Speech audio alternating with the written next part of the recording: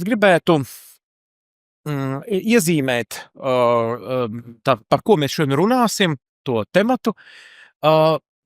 Jāsaka, ka, kā jau tika teikts, šogad ir 2025. gads, un 2025. gadā baznīcā ir divas nozīmīgas gada dienas.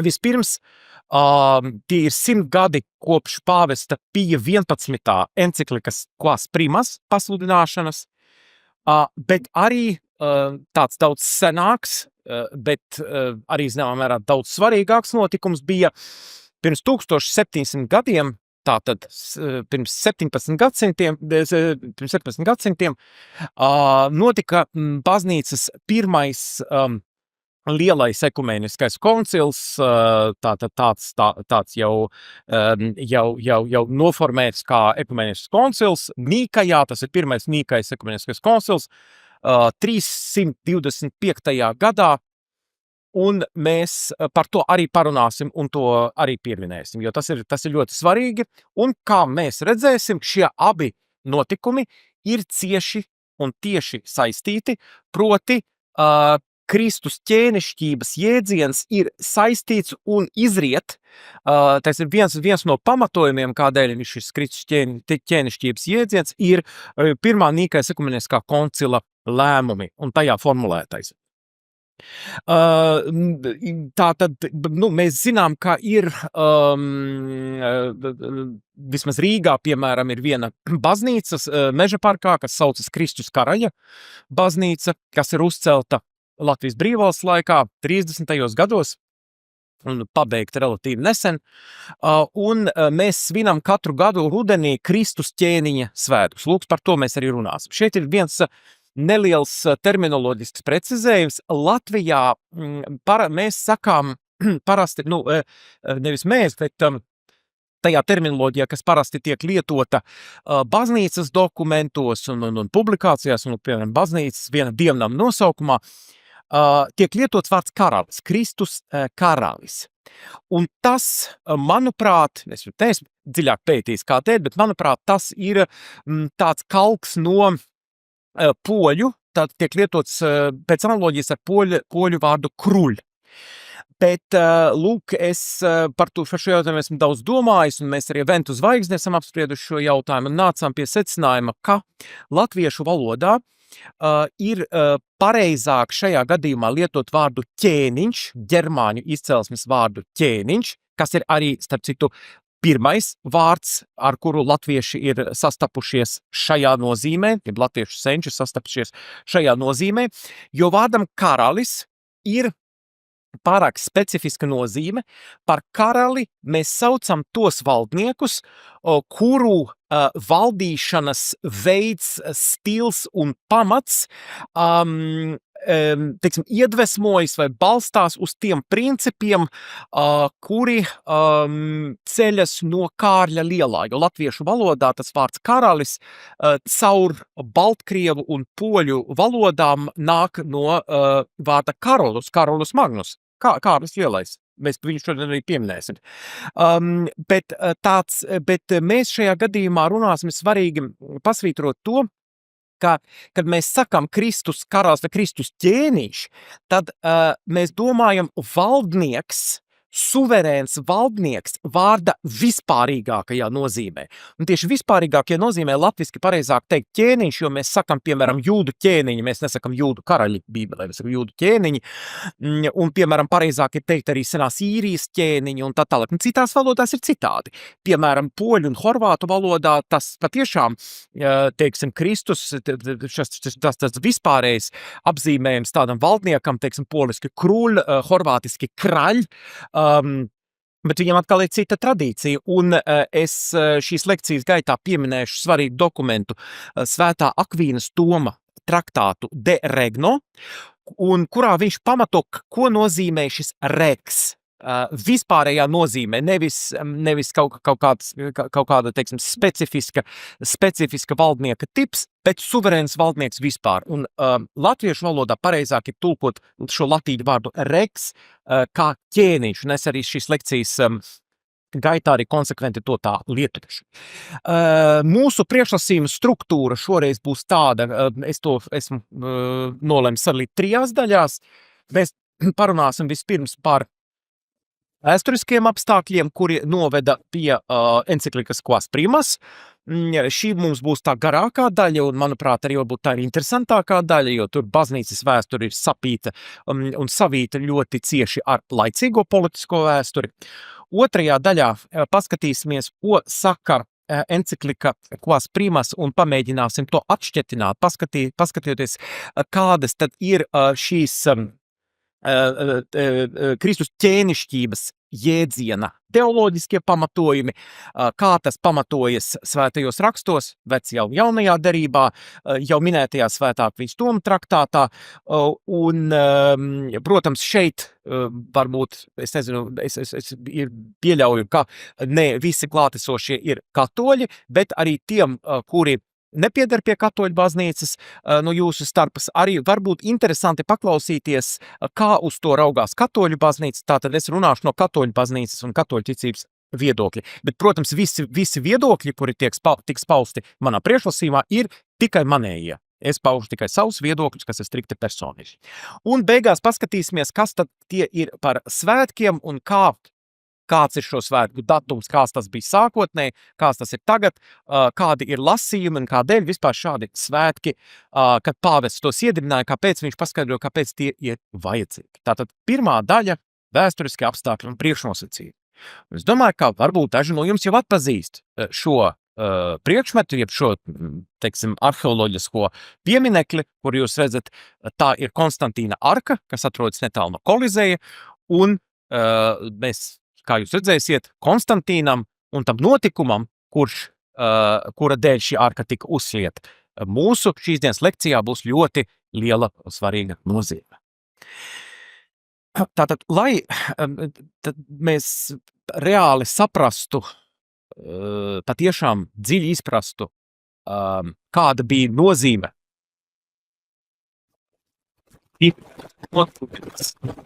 līdz pirmajam Nīkais koncilam, ir nepieciešams mazliet pievērsties dažos vārdos senās Romas vēsturei vispār, bet tiešām dažos teikumos. Man personīgi šis temats ļoti interesē, es arī esmu lasījis lekcijas romiešu tiesībās. Senās Romas valsts dalās vēsturiski tradicionāli vairākos periodos. 753. gads, tā ir leģendārā romiešu valdnieka Romula, jāzināt, stāsts par Romulu un Remi, Romas dibināšana, tas bija gads, ar kuru senie romieši sāka skaitīt savu kalendāru. Viņi rakstīja AUC, ab urbe condita, no pilsētas dibināšanas brīža. Tas, protams, ir tāds leģendārs notikums. Līdz 509. gadam pirms Kristus Romā valdīja ķēniņi, bija vairāki ķēniņi, rēkes, latīniski, reps, vienskaitlī. Tad 509. gadā pirms Kristus tika gāsts pēdējais ķēniņš Tarkvīnijs Lepnais, un tika iedibināta uz vairākiem gadsimtiem Romas republika. Mēs šodien arī lietojam šo vārdu, republika, respublika, latīņu valodā nozīmē kopīgā lieta, kurā tā valsts iekārta, protams, atšķīrās no Latvijas republikas vai jebkuras citas republikas, kā mēs pazīstam modernā nozīmē, bet, tā nebija monarhija, tās priekšā bija 2 konsuli, kuri bija vēlēti, un bija dažādi citas amatpersonas, kuru termiņi bija arī, kuri tika ievēlēti dažādos veidos, bet viņu pilnvaru termiņi bija ierobežoti, tātad republikāniskā iekārta. Un tad, sākot ar Oktaviānu Augustu, 27. gads pirms Kristus, iestājas impērijas laikmets, kad senāts atzīst Oktaviānu Augustu par imperatoru, un Romas impērijas laikmets atkal, lai gan papīros visos tas tik un tā saucās republika tā valsts, viņi nenomainīja to nosaukumu. Impērijas laikmets tiek tradicionāli 2 daļās, tātad no Oktaviāna Augusta līdz Diokletiānam, 287. gads pēc Kristus, tātad 3 gadsimti praktiski, kurā bija imperators, kurš bija tiešām valdnieks, bet visi republikas, visas institūcijas tika paturētas spēkā, un izskata pēc bija tā, ka imperators tik un tā bija viens no 2 konsuliem, ja, un senātam arī formāli bija liels spēks. Tātad it kā de facto tā bija imperatora diktatūra lielā mērā, bet visas institūcijas pastāvēja vēl joprojām kā republikas laikā, un visa tika un Viss muļķības nolēma mest pa. un patiešām pasludināt sevi par tādu kārtīgu valdnieku, lai gan institūcijas netika noārtītas, tie konsuli joprojām it kā bija, imperators bija automātiski viens no konsuliem, bet no šā brīža sāka imperatoru saukt par dominus, kungs, kas bija normāls vārds, ar kuru vergi vērsās pie saviem saimniekiem, pirms tam romieši to uzskata par necienīgu, ja, bet iestājās laikmets domināts, kas jau bija tāda normāla monarhija. Jau īpaši necenšoties ievērot tās republikāniskos ārējās maskas vai ārējos ietērpus. Un šeit mēs jau minējām vārdu Reks. Reks ķēniņa valsts izbeidzās līdz ar Tarkvīnija lepnā gāšanu, un neviens no Romas valdniekiem, imperatoriem nesauca sevi par Reks. Pirmām kārtām jau tāpēc, kā es teicu, Reks, tas ir ķēniņš, tas ir valdnieks, kura vara ir visaptveroša, tātad tas ir tāds ļoti vispārējā, kas valda visos jautājumos. Ja jūs nosauktu, piemēram, Jūliju Cēzaru vai Oktaviānu Augustu vai pat Diokletiānu par Reks, viņš to uztvertu kā apvainojumu, tāpēc, ka romiešu atmiņā tas vārds ķēniņš palika kā sinonīms vārdam tirāns. Tāpēc tika lietots vārds imperators, bet vēl šeit jāpiemina viens moments.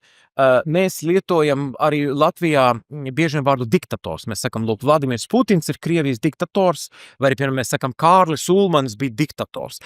Mūsdienu valodā vārdam diktators ir neapšaubāmi negatīvs. Bija sauc par diktatoru. Taču senajā Romā diktators, tas bija pilnīgi normāls vārds, tad bija amata nosaukums. Romas republikā.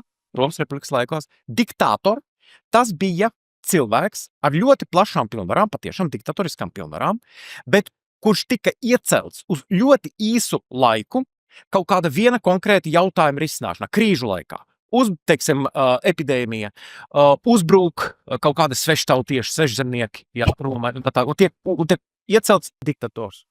Tā krīze pējas, tad to pilnvara sauc, bet tā senajā Romā diktators bija normāls vārds, bet imperators, tas imperator, tas ir tā kā diktators, bet tikai uz neierobežot laiku.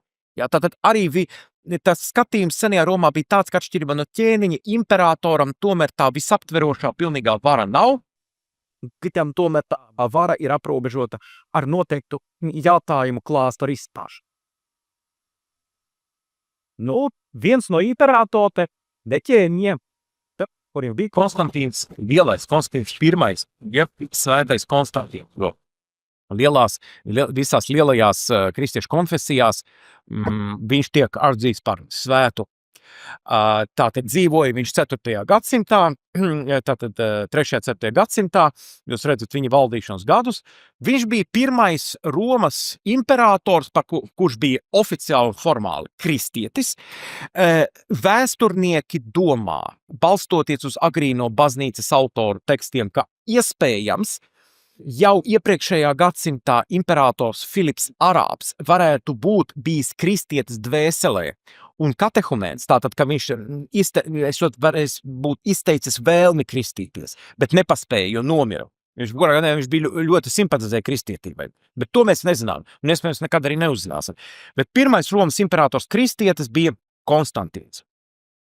Tātad šeit jāpiemina, ka vēl Konstantīna dzīves laikā 303. gadā tika izdots imperatora Diokletiāna edikts, kurš pavēlēja, tātad noteica kristiešu vajāšanu, tas bija tās drūmi slavenā Diokletiāna vajāšana. Jāsaka, ka kristiešu vajāšanas Romas impērijā notika viļņveidīgi. Tas nebija vēsturi tā visu laiku, ka viņus teiksim, grāba ciet un meta amfiteātrī pie zvēriem un galvenāja nost. Bet tas bija viļņveidīgi, bija Tad vajāšana viļņu, un pēc tam tāds, teiksim, varēja būt vairāk gadu desmitu mierīgs laiks. Un galērija, tad mēs redzēsim, galērijas bija līdzvaldniecis Diokletiānam. Viņš tiešām pierunāja Diokletiānu izdot tādu vajāšanas ediktu pret kristiešiem. Tas bija tiešām pēdējais vilnis 3003. gadā. Un es minēju līdzvaldnieku, te ir jāsaka, ka Romas impērijā 3. gadsimta beigās, 4. gadsimta sākumā pastāvēja tad interesanta sistēma, tetrarhija, grieķiski sakot, ja latviski var iztulkot kā četrvara, kad vairāku acīmredzamu iemeslu dēļ, ir tīpaši jau tāpēc, ka Romas impērija bija uzpūtusies tik liela, ka viena centrāla administrācija vairs nebija darboties spējīga, vai vismaz tolaik cilvēki jutās, ir tīpaši militārā ziņā, jo dažādas, kā toreiz teica, barbaru ciltis Romai varēja uzbrukt gan no Skotijas, no Skotijas puses, jeb Kaledonijas puses, gan, teiksim, no Arābijas puses, tā bija, redzat, visa zemes apkārt vidusjūrai, milzīga impērija. Un šāda administratīvas decentralizācijas dēļ Diokletiāns sadalīja Romas impēriju 4 daļās un iecēla pa imperatoram, viņi visi saucās imperatori, katrā no daļām. Turklāt vienā bija, tātad 2 no viņiem bija vecākie imperatori, Augusti, jo tas ir no Oktaviāna Augusta un Jūlija Cēzara, viņu vārdi tie pavārdi tika pieņemti kā tituli. Bija 2 vecākie imperatori, Augusti, un 2 jaunākie imperatori, jeb Cēzari, kuri pēc Augusta nāves viņi paši kļuva par attiecīgo Augustu. 2 austrumos, pa vienam austrumos, pa vienam rietumos. Un, redzat, sadalīja 4 daļās, bija 4 galvaspilsētas. Roma palika ceremoniālā galvaspilsēta, bet faktiski tā zaudēja galvaspilsētas, teiksim, tas ceremoniālais status palika, bet tā vairs faktiski nebija galvaspilsēta. Bija 4 galvaspilsētas, Trīre, mūsdienu Vācijā. Rietumos tā bija Trīre, Milāna, un austrumos attiecīgi Nikomēdija, netālu no pašreizējās Stambulas, Konstantinopolis. Tā bija, un viena atkal bija Sirnium, kas ir pašreizējā, Serbijas, vai Bosnijas, Serbijas teritorijā. Lūk, un bija 4 valdnieki, 4 imperatori. 305. gadā vecākie 2 imperatori, Diokletiāns un Maksimijāns atkāpjas. Tātad Diokletiāns, viņš valdīja austrumos, viņš bija austrumu Augusts, viņš vienkārši aizgāja pensijā, kā mēs teiktu, viņš bija noguris no valdīšanas, aizbraucis atpakaļ savu mūžu. Un par Augustiem kļuva līdzinējie Cēzari, Galērijas un Konstancijs. Tad pēc Konstancija nāves rietumos, kad viņš un viņa dēls, viņš pēkšņi nomira pašreizajā Anglijā, Britānijā, kur bija liels, kas bija tolaik jau Cēzara iekarota, un tur jau bija liels armijas garnizons, Britānijā, Anglijā, kā mēs šodien teiktu. Un karavīri vienkārši eksklamāciju, vienkārši ar izsaucienu pasludināja viņa dēlu Konstantīnu par jauno Augustu, bet tur jau bija noteikti sarunāts starp visiem 4 valdniekiem, kāds būs tās procedūras, kā viņi iecels. Pārējie ar tādu piespiešanos viņu atzina par Cēzaru, par Augustu. Bet Maksimiliāna dēls Maksentijs nepiekrita. Viņš teica, ka viņš ir imperators, viņš neprecizēja, vai viņš ir Cēzars vai Augusts. Viņš vienkārši sauc sevi imperators. Bet pārējie, un tīpaši vecākais imperators Galērijas austrumos, viņi neatzina viņu par. Tad viņš tika skaitījās kā uzurpātors. Sekoja vairāku pagu sevi, tetrarhijas kari, un te mēs nonākam pie 312. gada, pilsojas otikums, kuru mēs saucam par latviski pareizi būtu lietot to latīnisko versiju Mulvija tilta kauja, itāliski tur ir tas pats, kas pamainīs, tas ir Ponte Milvio. Viņš nevis Mulvija, bet mēs varbūt teiksim tā kā toreiz teica, Mulvija tilta kauja ziemeļos no Romas, tagad Romas robežās, lūk starp Konstantīnu un Maksentiju, uzurpātoru. Tātad šeit ir šis slavenais stāsts, par kuru stāsta agrīnās baznīcas vēsturnieks Cēzarejs Eisēbijs, par to stāsta arī cits vēsturnieks Laktancijas, kura versija ir lielos vilcienos tā pati, bet detaļās citāda. Īsi sakot, vēl kādu laiku pirms šīs kaujas, Konstantīns un viņa karavīri ieraudzīja kolektīvi, debesīs tādu zīmi virs saules, krustu un grieķu uzrakstu, kas entoltoinika, kas nozīmē ar šo uzvari, šo citreiz citē latīņu tulkojuma, bet interesanti, ka tikmēnā kā tas latīņu tulks drusci gramatas citāts, ar šo zīmi uzvarēsi, in hoc signo vinces. Un tad, tas notika kādu laiku pirms tam, bet naktī pirms kaujas, kad gan Konstantīns, gan Maksentijs bija sapulcējuši savu karaspēku, viens vienā Tibras pusē, otrs otrā, Konstantīns redzēja sapnī Kristu, kurš teica viņam, lai viņš ieraksta Kristus monogrammu, jeb hiro zīme, mēs viņu pēc brīža redzēsim, karavīru vairogos, to ērgļu un citu simbolu vēl no pagāniem nākošo mantoto simbolu vietā, tolaik vairogi atgādināšu tā ir impērija, tātad vairogi seniem romiešiem jau bija četrstūraini. Republikas laikā bija ovāli. Ja jūs redzat vecu filmu, kurā parādīti Romas Republikas, teiksim, Spartakas atcelšanās laika romiešu karavīri ar četrstūrainiem vairogiem, tas nav pareizi, tā ir vēsturiska kļūda, anahronisms. Viņi ierakstīja, tātad ielika šo zīmi vairogos, un 28. oktobrī notika šī liktenīgā cīņa. Maksentijs tika sakaus, Maksentijs ļoti negribēja, viņš ļoti baidījās, ka Konstantīns ies Romā, jo viņš domāja, ka viņu pat labam senāts atbalsta, bet ja Konstantīns ir spēcīgāks, tas senāts viņu var pamest un sākt atbalstīt Konstantīnu, bet tātad blakus tam tiltam tika uzbūvēts arī koka pontona tilts, galu galā Konstantīna armija uzvarēja, Maksentijs iekrita Tibrā, noslīka, gāja bojā, un pēc šīs uzvaras, triumfāli ieiet Romā Konstantīns, pēc kādā brīdī pēc šīs uzvaras Konstantīns pievēršas kristietībai, saņēmis šādu palīdzību, bet viņš netika formāli nokristīts, viņš bija kristietis savā sirdī, bet viņš nokristīts, viņš tika pirms nāves, tolaik tā bija tāda izplatīta prakse kristību atliekšana, bet viņš jau bija, teiksim, atzinis kristietības patiesību. Lūk, tā izskatās šis stils šodien. Tas ir ticis vairākas reizes pārbūvēts, bet konceptuāli tas ir tas pats stils. Un lūk, šādi izskatās hiro zīme, un jau vēlāk Konstantīns gāja kaujā, kad viņam bija konflikts ar savu līdzvaldnieku Licīniju.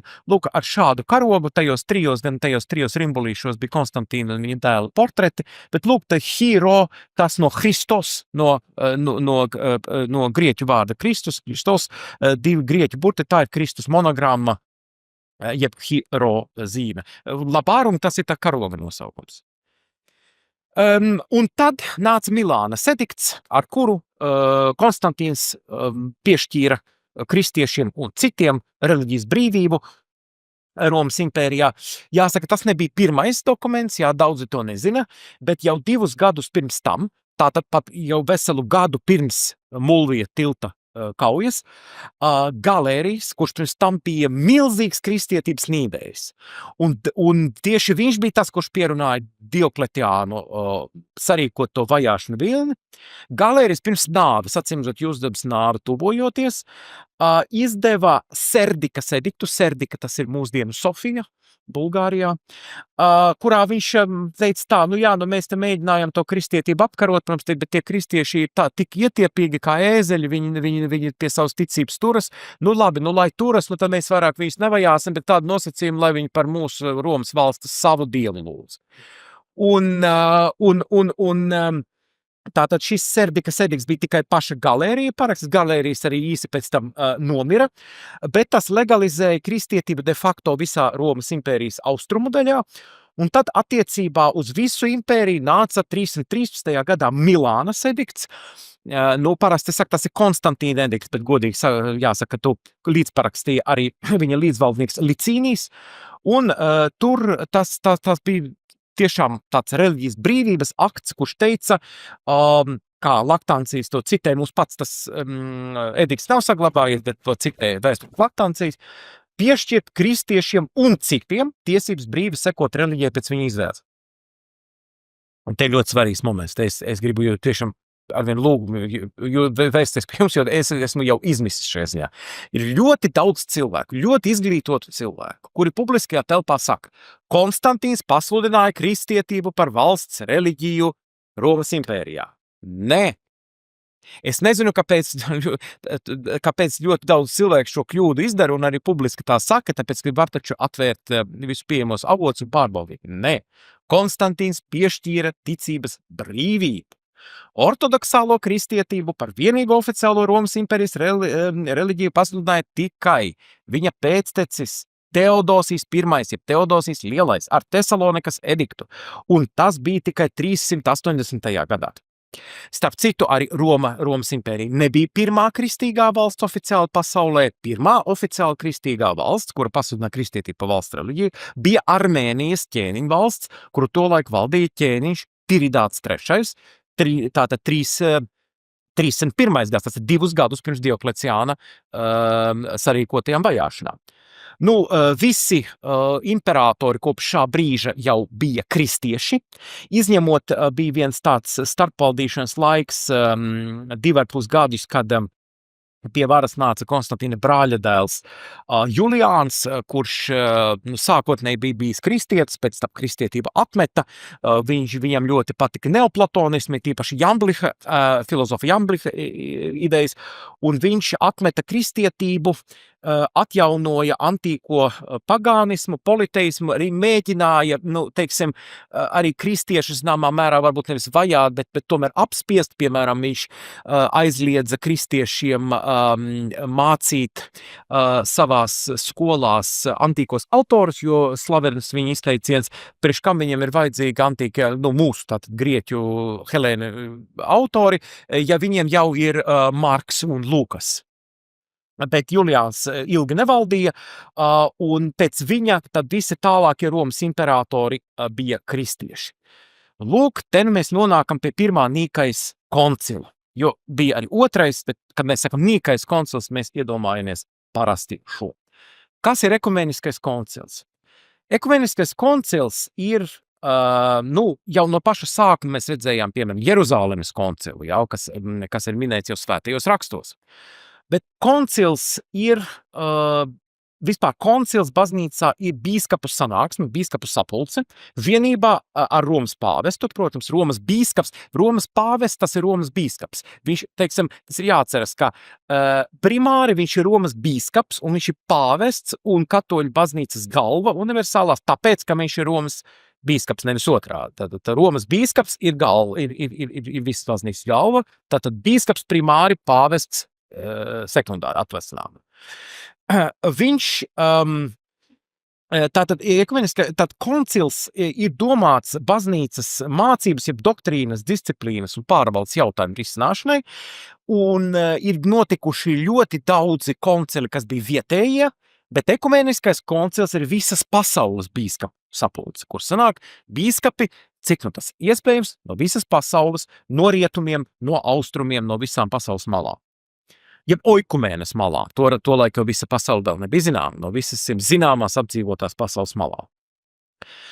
Nīkais koncils tika sasaukts viena ļoti smagas krīzes risināšanai, un tā bija ariānisma krīze. Tā bija krīze, kas tiešām satricināja baznīcu līdz pašiem pamatiem, un tā bija situācija, kurā, kā viens no baznīcas tēviem teica, ka pasaule vienā brīdī pamodās un ar izbrīnu konstatēja, ka tā ir kļūsi ariāniska. Es paskaidrošu, kas ir šis ariānisms.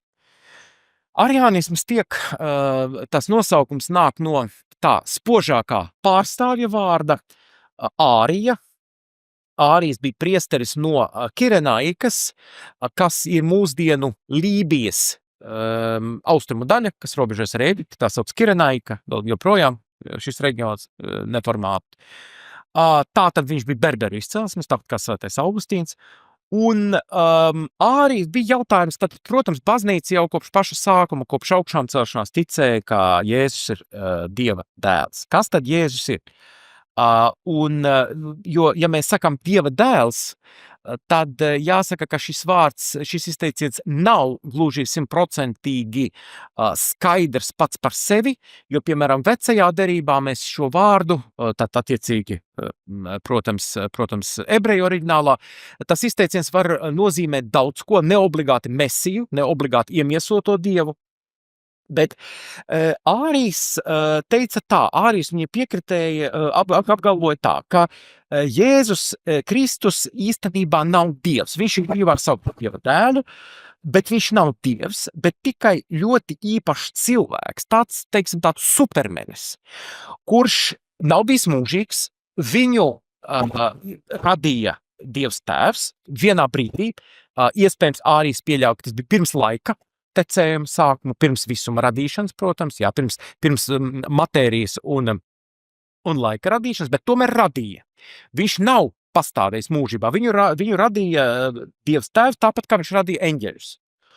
Un šeit, jāsaka, ka te tas skatījums ir ļoti atgādina to, ko šodien māca Jehovas liecinieki. Mēs varam šodien teikt, ka Jehovas liecinieki tā ir neoariānisma kustība, jo viņi noliec Jēzus dievišķību, viņš ir tiešām Dieva mīļotais, pirmdzimtais, pirms visiem eņģeļiem, pirms erceņģeļa, miķeļa un visu pārējo, pirms laika, telpas, zemeslodes, kontinentu, pirms tā viss, jā, bet tomēr radīts. Tad bijis kaut kāds brīdis, ja ne laika ziņā, tad cēloņa sakarības ziņā, pirms laika ritējuma sākuma, kad Jēzus nebija, viņš ir radīts. Un ārēja oponenti, tad ortodoksālie kristieši, viens no viņa tādiem asākajiem un spožākiem oponentiem bija svētais Atanāzijs no Aleksandrijas, kurš atstāja mūs, vai vismaz viņam tiek piedēvēts Atanāzija ticības apliecība, garāka ticības apliecība, teica, ka Jēzus ir īsts cilvēks, bet arī īsts Dievs, Dieva vārds, logos, te tiek lietots šis filozofiskais termins no grieķu valodas logos, viņš ir Dieva vārds, caur kuru viss ir radīts, viņš ir tas, kurš, ka mēs lasām Bībeles pirmajos vārdos, un tad Dievs teica, lai top gaisma. Tātad Dievs teica, tas ir viņa vārds, tas ir Dieva dēls, Dieva vārds ir Dieva dēls, tātad trīsvienības otrā persona, un viņš nevis ir radīts no nekā, kā Dievs radīs visu pārējo pasauli, visu visumu, laiku, telpu un tā tālāk, bet viņš ir pirms visiem mūžiem dzemdināts. Viņš izriet no tēva, varētu teikt emanē, bet to atkal bieži vien dažādu heterodoksu kustību pārstāvi lietoja, bet viņš iziet, viņš tiek dzemdināts no tēva pirms visiem mūžiem. Viņš nav radīts, jo viņam ir viena būtība ap tēvu. Un, jā, šis ir jautājums, kāda tad ir viņa būtība, jeb substance attiecībā pret tēvu. Un es zinu, ka Rīgā, ka Latvijā ir bijis tāda, vai joprojām ir, es nezinu, tāda katoļu radio pārraide Jota Unum. Tas nozīmē viena jota. Kas ir jota? Jota ir grieķu burts I, kurš rakstās tāpat principā kā latīņu burts I. Un kādēļ tā? Tāpēc, ka ārija oponenti, ortodoksālie kristieši, katoliskie kristieši, teica, ka dēls ir būtībā viens ar tēvu, viņam ir tā pati būtība kā tēvam. Viņš ir, un grieķu tas vārds ir homoousios, no vārda usija, būtība, vienas būtības, latīniski konsubstanciāls. Bet Ārijs teica, ka dēlam nav tā pati būtība kā tēvam, viņš ir tikai līdzīgs, būtībā līdzīgs tēvam. Un te vienu burtu viņš ielika, homoousios. Jā, sanāca, ka faktiski no viena burta radikāli mainījās nozīme, un viena burta dēļ bija tā lielā pretstāva. Starp citu, latviešu, diemžēl jāsaka, ka es esmu konstatējis, ka Latvijas katoļu baznīcā ilgu laiku ir ticis lietots nīkais ticības apliecībā tas izteiciens, ka es ticu tātad uz Jēzu Kristu, kas ir būtībā līdzīgu tēvam. Jā, es nekādā gadījumā nesaku, ka to ir sastādījuši ariāņu ķeceri. Bet es saprotu, ko viņi ar to grib teikt ar vārdu, jo latviski līdz tas ir arī, ka es eju līdzās, līdzvērtīgs un tā tālāk, ja? Bet vienkārši tas skan, trakoti arī aniski. Tas skan tieši tā kā grieķu homoiousios. Un tāpēc es teikšu šeit nevis būtība, bet vienas būtības ar tevi, konsubstanciāls. Kādēļ tas ir svarīgi? Uzreiz var jautājums, tas taču kaut kāda matu skaldīšana. Priekš kam par kāpēc? Un arī noteikti Konstantīns domāja sākumā, tāpat būdams imperators, kuru interesēja baznīcas labklājība un drošība un miers. Kādēļ tas ir svarīgi? Tā nav matu skaldīšana, tā nav, tad varētu ņemt tā, zināt, tas ir kā eņģeļu skaitīšana uz adatas smailes. Ja? Kāda jēga? Kāpēc nevar vienot, kāda atšķirība ir milzīga? Tāpēc, ka visa pestīšanas jēga un loģika ir atkarīga no tā. Kāpēc ir atkarīga pestīšanas jēga un loģika?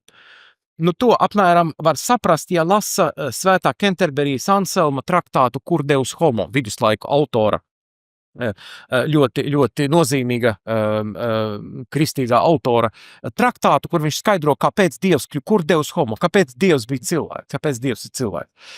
Tāpēc, ka tā pestīšana un nāve par grēkiem, tā ir jēga tikai tad, ja pats Dievs substanciāli, pats Dievs izcieš šīs ciešanas mūsu labad un mūsu vietā un izlīdzina ar sevi tātad mūs ar tēvu, bet faktiski ar sevi, jo tā ir viena būtība. Tāpēc, ka Jēzus ir vienkārši tāds supermenis, tāds ārkārtīgi attīstīts cilvēks, tad uzreiz rodas loģisks jautājums, kāpēc tad Dievs ļāva viņus sist krustā? Kas tad tas par Dievu? Tik šausmīgi. Tad rodas par šāda Dieva adekvātumu, rodas šaubas, ja? Tas ir apmēram tāpat, kā, teiksim, jūs mani aizskarat, smagi iedomājieties, jūs mani aizskarat, un es aizēju, man ir kaimiņš Aivars, es aizēju pie savu kaimiņa Aivara, ar cirvi sitienu pa galvu viņu nogalina, un zvanu jums un saka, zini, es tev esmu piedēvis, es esmu tavu vainu uzlicis uz Aivaru, nogalinājis viņu, tagad mēs atkal esam draugi. Tā jēga ir tāda, jēga ir tikai tad, ja tas ir pats Dievs, kurš uzņemas izciest šīs mokas un šīs ciešanas, lai izlīdzinātu mūsu ar sevi. Tas ir pestīšanas loģikas jautājums. Tātad, koncils tika sasaukts 325. gadā, gadu pirms tam Konstantīns savu līdzvaldnieku Licīniju sakāva kaujā, kurš bija līdzparakstījis Milānas ediktu, kļuva par vienīgo Romas imperatoru. Viņš jau pirms tam bija iesaistījies ticības un baznīcas jautājumu risināšanām, jo, piemēram, viņš bija pēc pāvesta Miltiāda, toreiz valdīja pāvests Miltiāds, ierosmes viņš bija sarīkojis vietējo Arlas koncilu, pašreizējās Gallijas Francijas dienvidos, kurš nosodīja donātisma herēzi. Tātad donātisti bija tie, kas mācīja, ka faktiski baznīcas sakramenti ir derīgi tikai tad, ja priesteris vai bīskaps, kurš tos celebrēja, pats nevainojami morāls. Ja viņš, piemēram, ir Rīma un teiksim, skrien pakaļ meitenēm, tad visi sakramenti, ko viņš dod, ir nederīgi. Lūk, tie bija donātisti, bet tas nav katoliskais skatījums. Ja?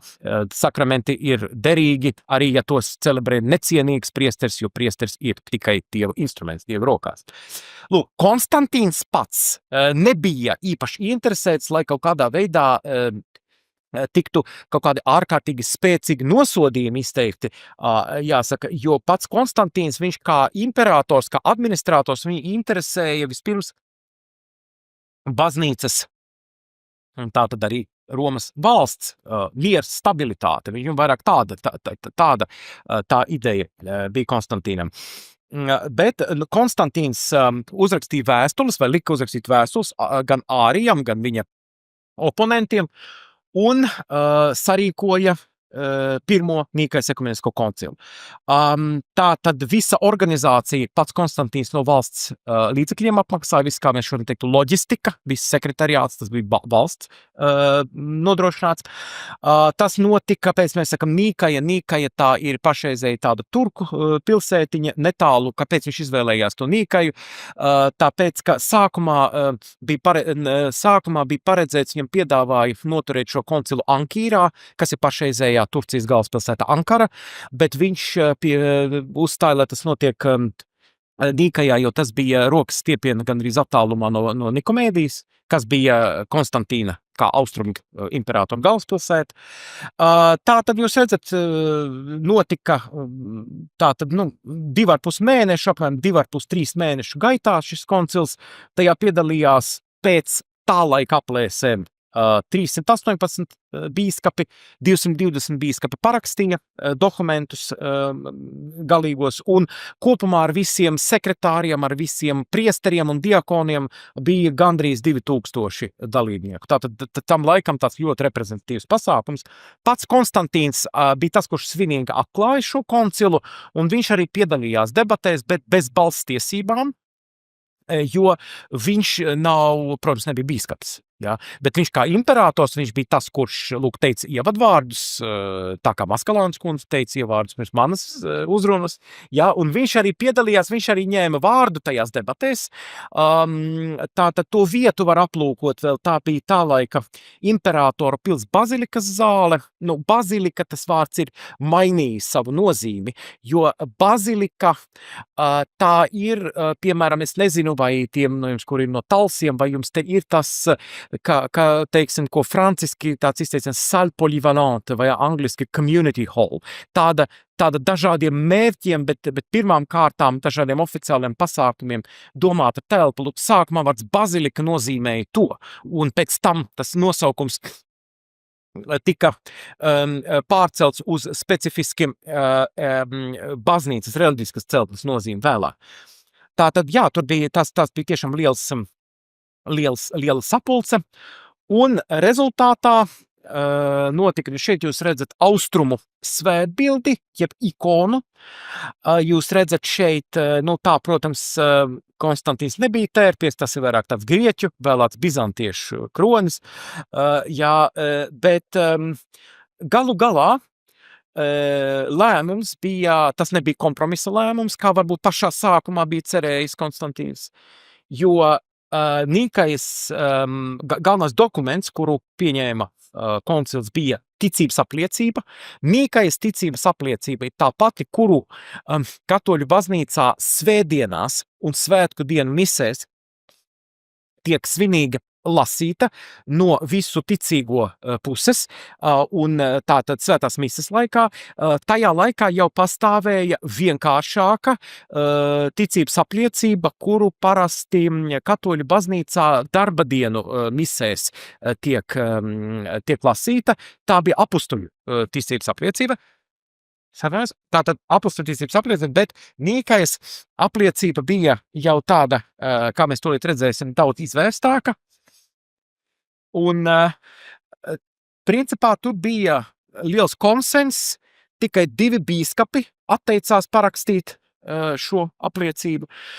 Un šī apliecība arī noteica turpmāk, tas bija tāds tests, tas, kurš šai apliecībai piekrīt un var to apliecināt, lietojot tādu vārdu spēli, tas arī ir ortodoksāls kristietis.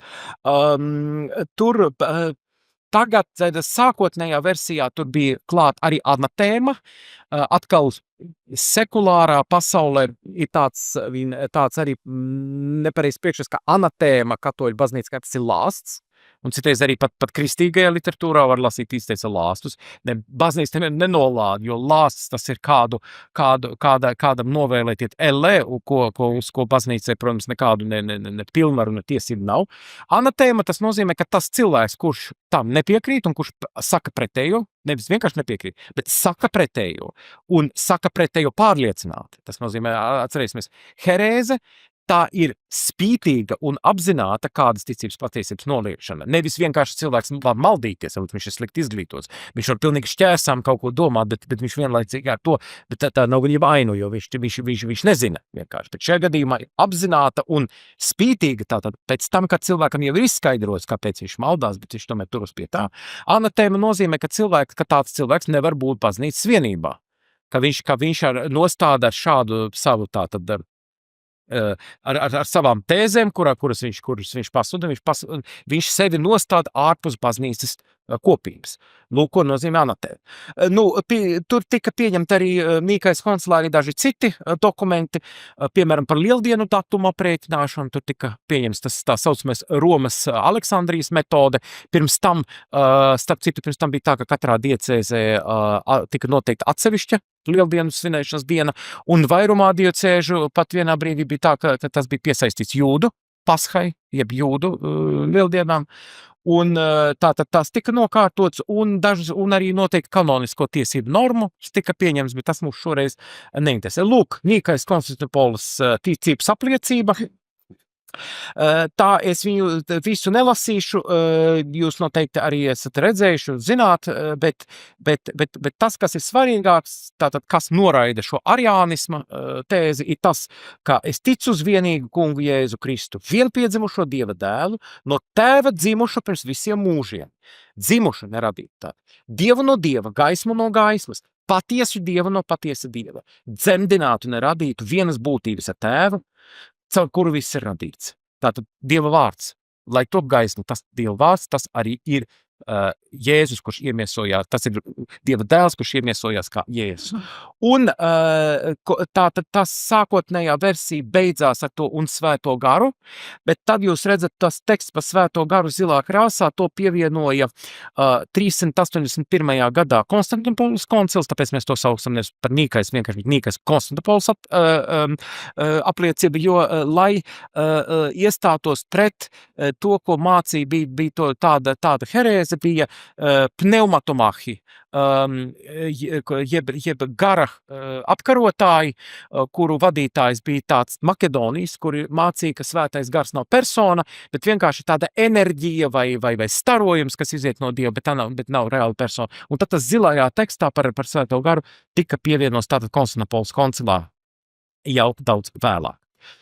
Jo tas katoliskais skatījums līdz ar to ir tāds, kā ortodoksālais katoliskais, ka Kristus ir viena dievišķa persona, tā ir otrā persona, visvētākā trīsvienībā, tēls, bet viņam ir divas dabas, dievišķā un cilvēciskā, vienkārši dievišķība un cilvēcība.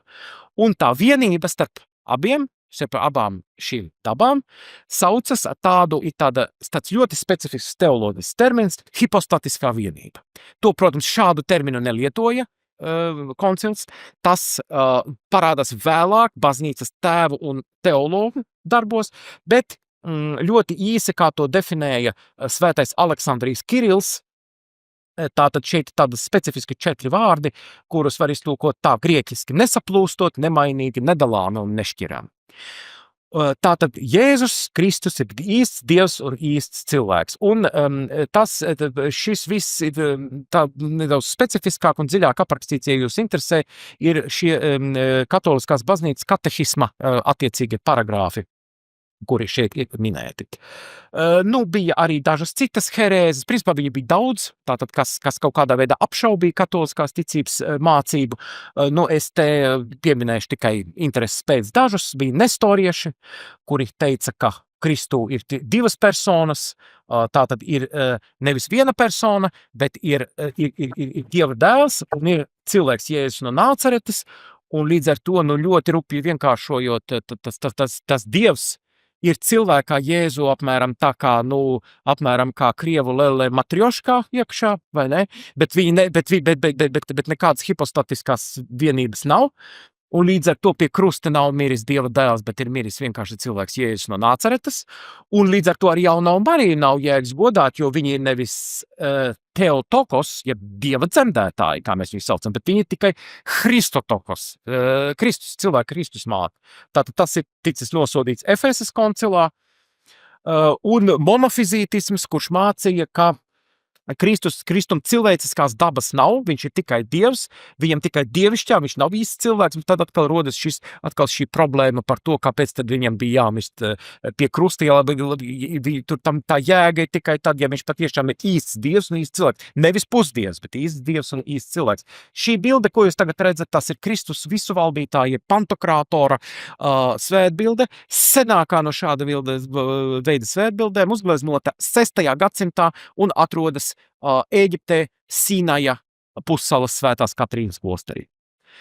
Un kāpēc tas viss, ko es jums tikko stāstīju, ir svarīgi? Tāpēc, ka, lūk, enciklikā Quas Primas pāvests Pijs 11. saka, ka tā kā šajā jubilejas gadā iekrīt Nīkais koncils 16. simtgada, mēs, tātad pāvests, likām svinēt šo notikumu, vēl jau vairāk tādēļ, ka šis koncils definē un pasludināja par katoļu ticības dogmu vienpiedzimušā dēla vienotību būtībā ar tēvu, un tieši šis koncils, iekļaujot ticības apliecībā ir simbolā vārdus, kura valstībai nebūs gala, vienlaikus apstiprināja Kristus ķēnišķa titulu. Arī Kristus ir ķēniņš kā cilvēks, tam ir jēga tikai tad, ja viņš ir vienlaikus arī īsts dievs.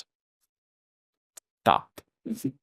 Tagad mēs pārcelsimies dažus gadsimtus vēlāk un paskatīsimies uz Rietumu Eiropu, uz Franku karalisti un pievērsīsimies pašreizējās Francijas un daļai Vācijas teritorijā, kur atradās Franku karaliste, pēc tam bija vairākas karalistes, bet svarīgi ir tas, ka šeit jāmin tāds vārds kā karalis Pipins Īsais.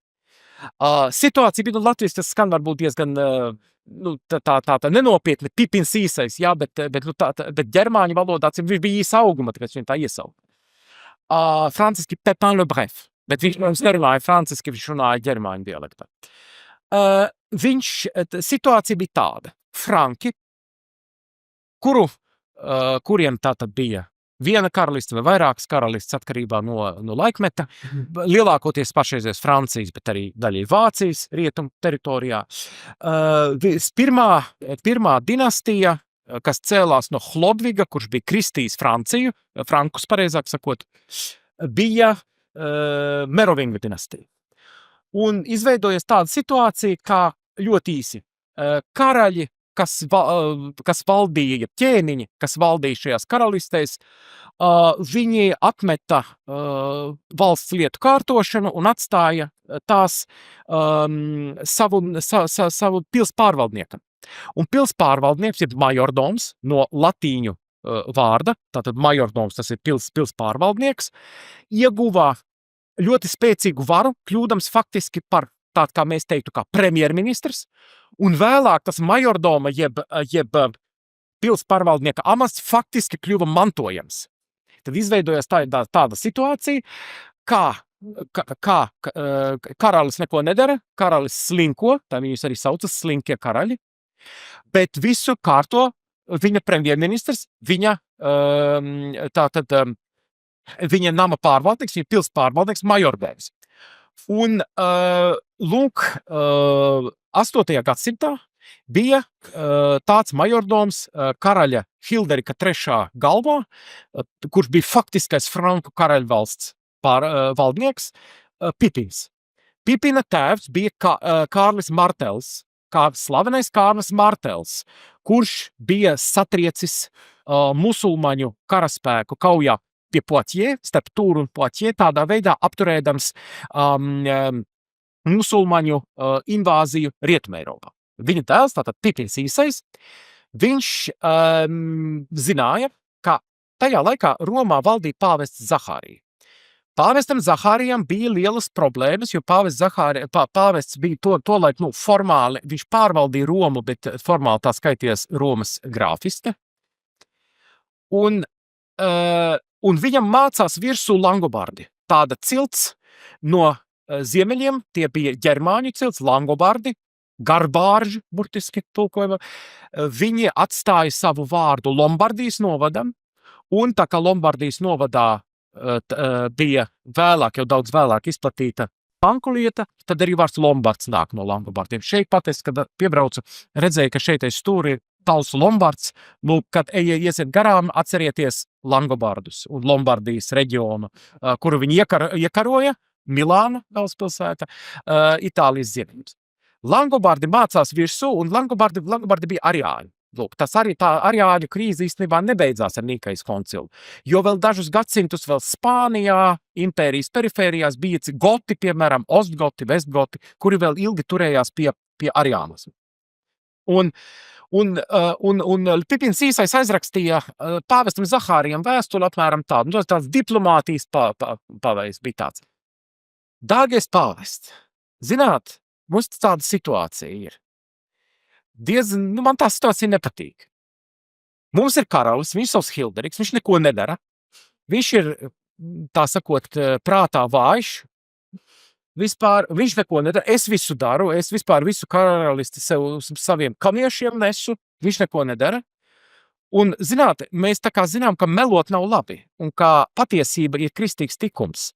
Sakiet lūdzu, dārgais pāvest, kā jūs domājat, vai tas ir taisnīgi un kristīgi, kā cilvēks, kurš valda, reāli nesaucas karalis, bet cilvēks, kurš neko nedara, saucas karalis?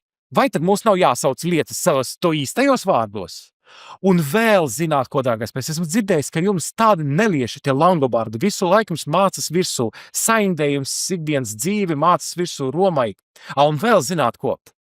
Man te ir vairāki tūkstoši lieliski trenētu un līdz zobiem apbruņotu puišu, kuri gatavi cīnīties, un viņi jūs ļoti ciena un mīl, un viņi ļoti labprāt atceļot pie jums uz Romu un apskatītu Romas pilsētas skaistās celtnes, jā. Nu, ko jūs domājat? Ko jūs teiksiet? Nu, pāvests, protams, ļoti labi saprata. Viņš teica, jā, principā ir, tas nav taisnīgi, ka cilvēks, kurš neko nedara, ir karalis, bet pārvaldnieks, tikai vienkārši pārvaldnieks visu dara un viņam tā karaļa titula un prerogatīva nav.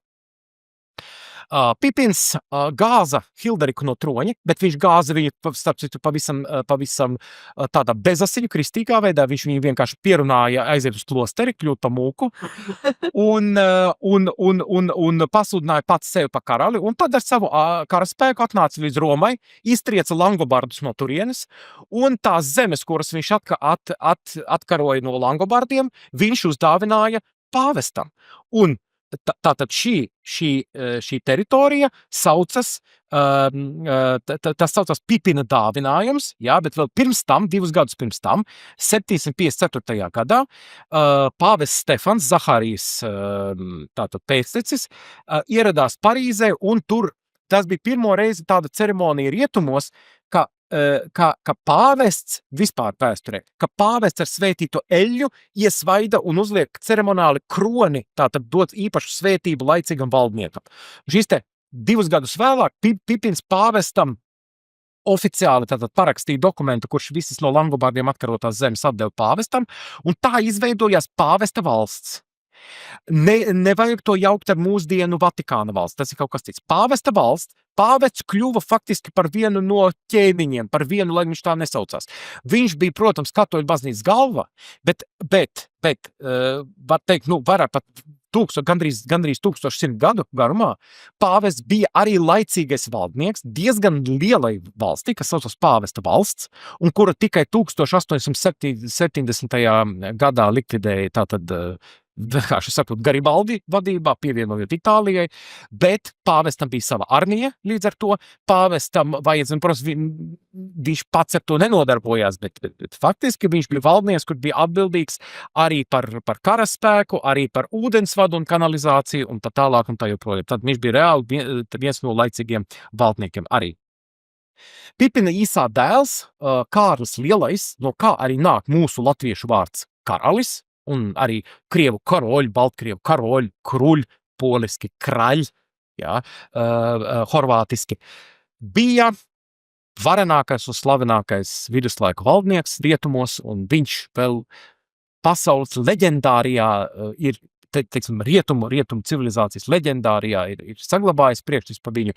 Pie mums varbūt ne, jo tolaik vēl kristīgie oikumēnā latviešu senču zemes nebija iekļautas, bet, piemēram, daļa no Horvātijas bija, viņi vēl viņu atceras, bija tātad Kārļa lielā impērijā.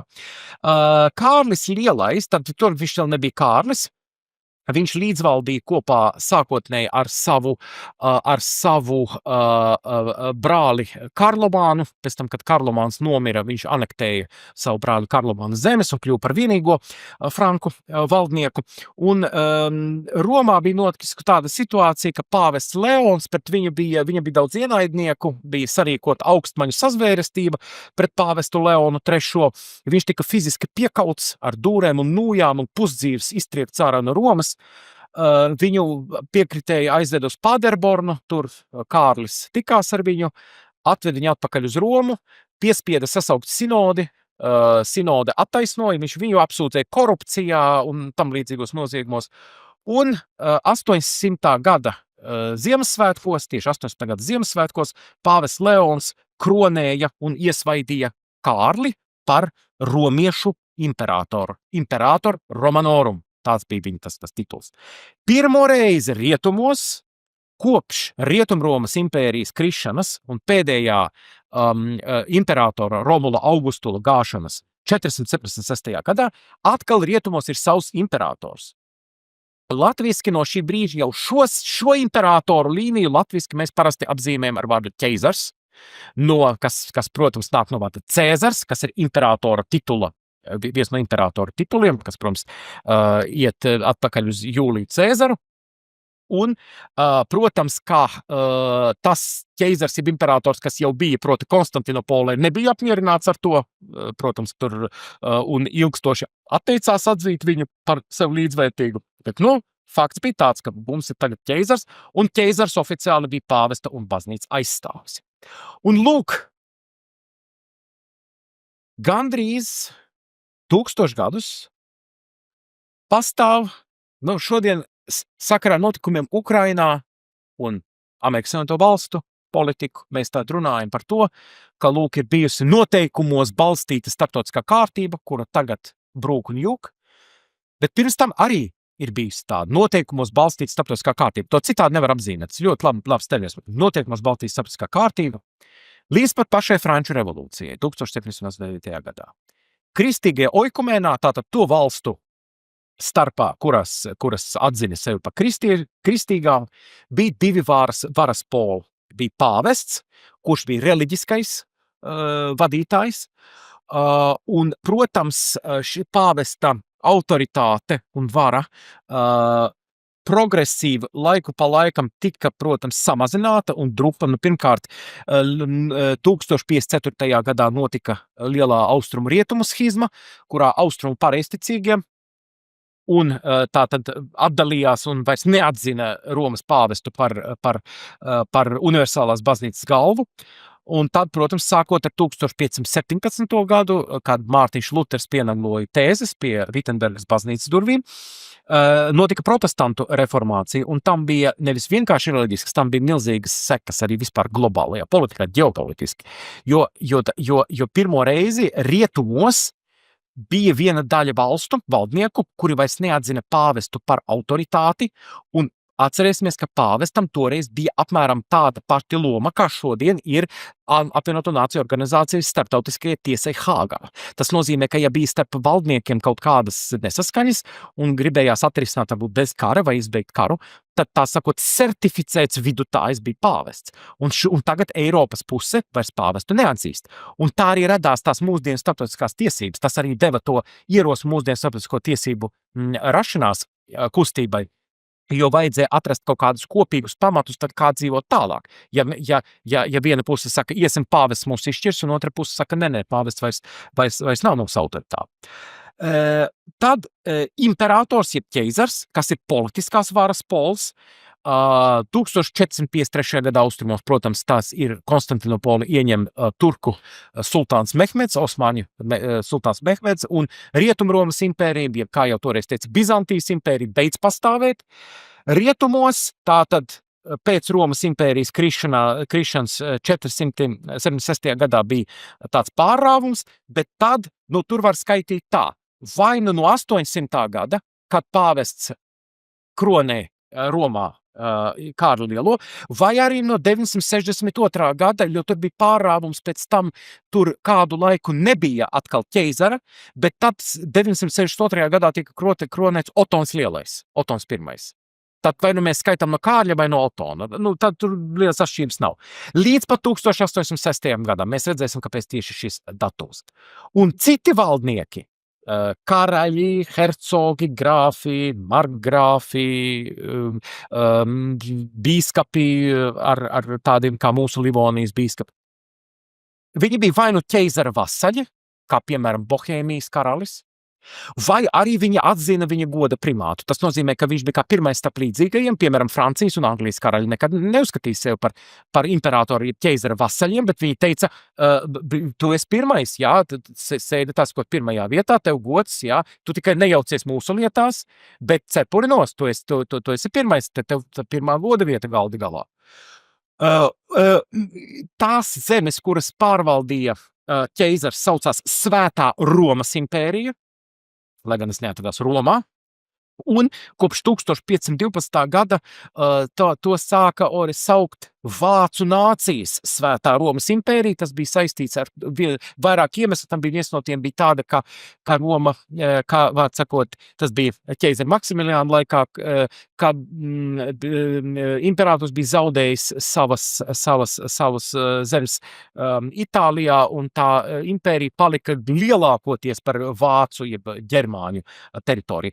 Īsumā arī mūsu mīļā dievzemīte arī bija šo notikumu virpulī ieraut un piederēja pie šīs pašas sistēmas, jo Livonijas konfederācija, jeb Terra Mariana, jeb Māras zeme, bija sākumā dibināta kā Svētās Romas impērijas firstiste.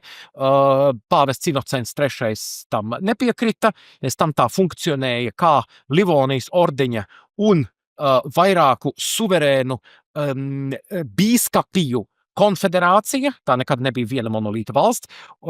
Visi, starp citu, es zinu, kāpēc Latvijas tā neska, teiksim, franciski un angliski viņus savus pareizi par prince évêque, jeb prinči bīskapi, jeb firsti bīskapi, jo viņi bija arī laicīgie valdnieki. Bet, jebkurā gadījumā, pēc reformācijas uz dažām pirms pilnīgas Livonijas likvidācijas, tā atkal nokļuva kā Svētās Romas impērijas sastāvdaļa, Svētās Romas impērijas firstiste, bet pa vidu tā bija tieša Svētā krēslība Romas pāvesta pakļautībā. Formāli, ļoti svarīgi, un tā loģika atkal iet atpakaļ uz Romas laikiem, formāli. Vācu ķeizars, jeb Svētās Romas impērijas ķeizars, jeb imperators, bija vēlēts, nevis mantots amats. Lai gan faktiski, jo pēdējos gadsimtos mēs redzam, ka faktiski tas visbiežāk tika nodots no tēva uz dēlu. Bet formāli tas bija vēlēts amats, un Romas un ķeizaru ievēlēja kurfirsti. Kurfirsti tie bija tādi augstmaņi valdnieki, kuri bija, tur bija 7, 4 laicīgie, 3 arhibīskapi, pēc tam vēl 2 pielika. Kurfirstu kolēģija ievēlēja sākumā kandidātu par romiešu karali, Rex Romanorum, un tikai tajā brīdī, kad pāvests viņu iesvaidīja svētīto eļļu un uzlika viņam šo te kroni, kuru jūs tagad redzat attēlā, viņš kļuva par pilntiesīgu ķeizaru.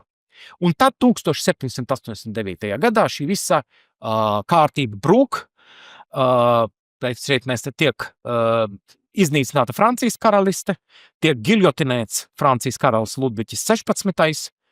Francijas revolūcijā Francija ir ļoti aktīva, pastāvīgi kari, revolūcijas idejas tiek eksportētas, tiek izveidotas jaunas valsts kartē, pēc tam nāk Napoleons politiskā ziņā ir revolūcijas turpinājums, jo viņš turpina iekarošanu, viņš negrib atjaunot veco kārtību, un tad šeit notika tāda lieta, ka Napoleons pasludināja sevi par franču imperatoru 1804. gadā, un tā kā viņš karoja ar Svēto Romas impēriju un sāka šķelt nost atsevišķas zemes no impērijas nost un piespieda viņus stāties tādā Reinas konfederācijā, un baidoties, ka tagad, ja Svēto Romas impēriju iznīcinās, tad arī ķeizars paliks par bezdarbnieku, tad viņš zaudēs troni.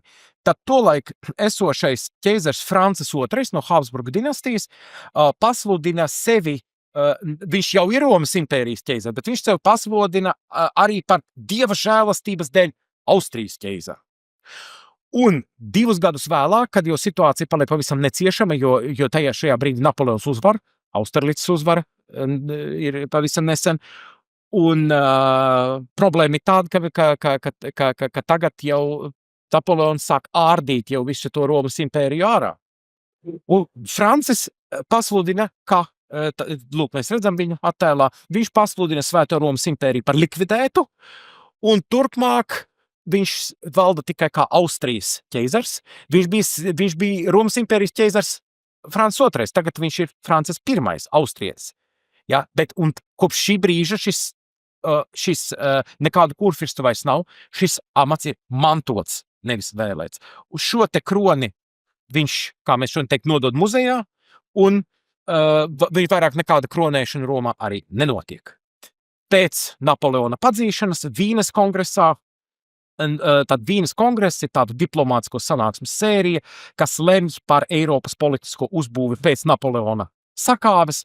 Tātad tiek izveidots jaunas robežas, jaunas valstis.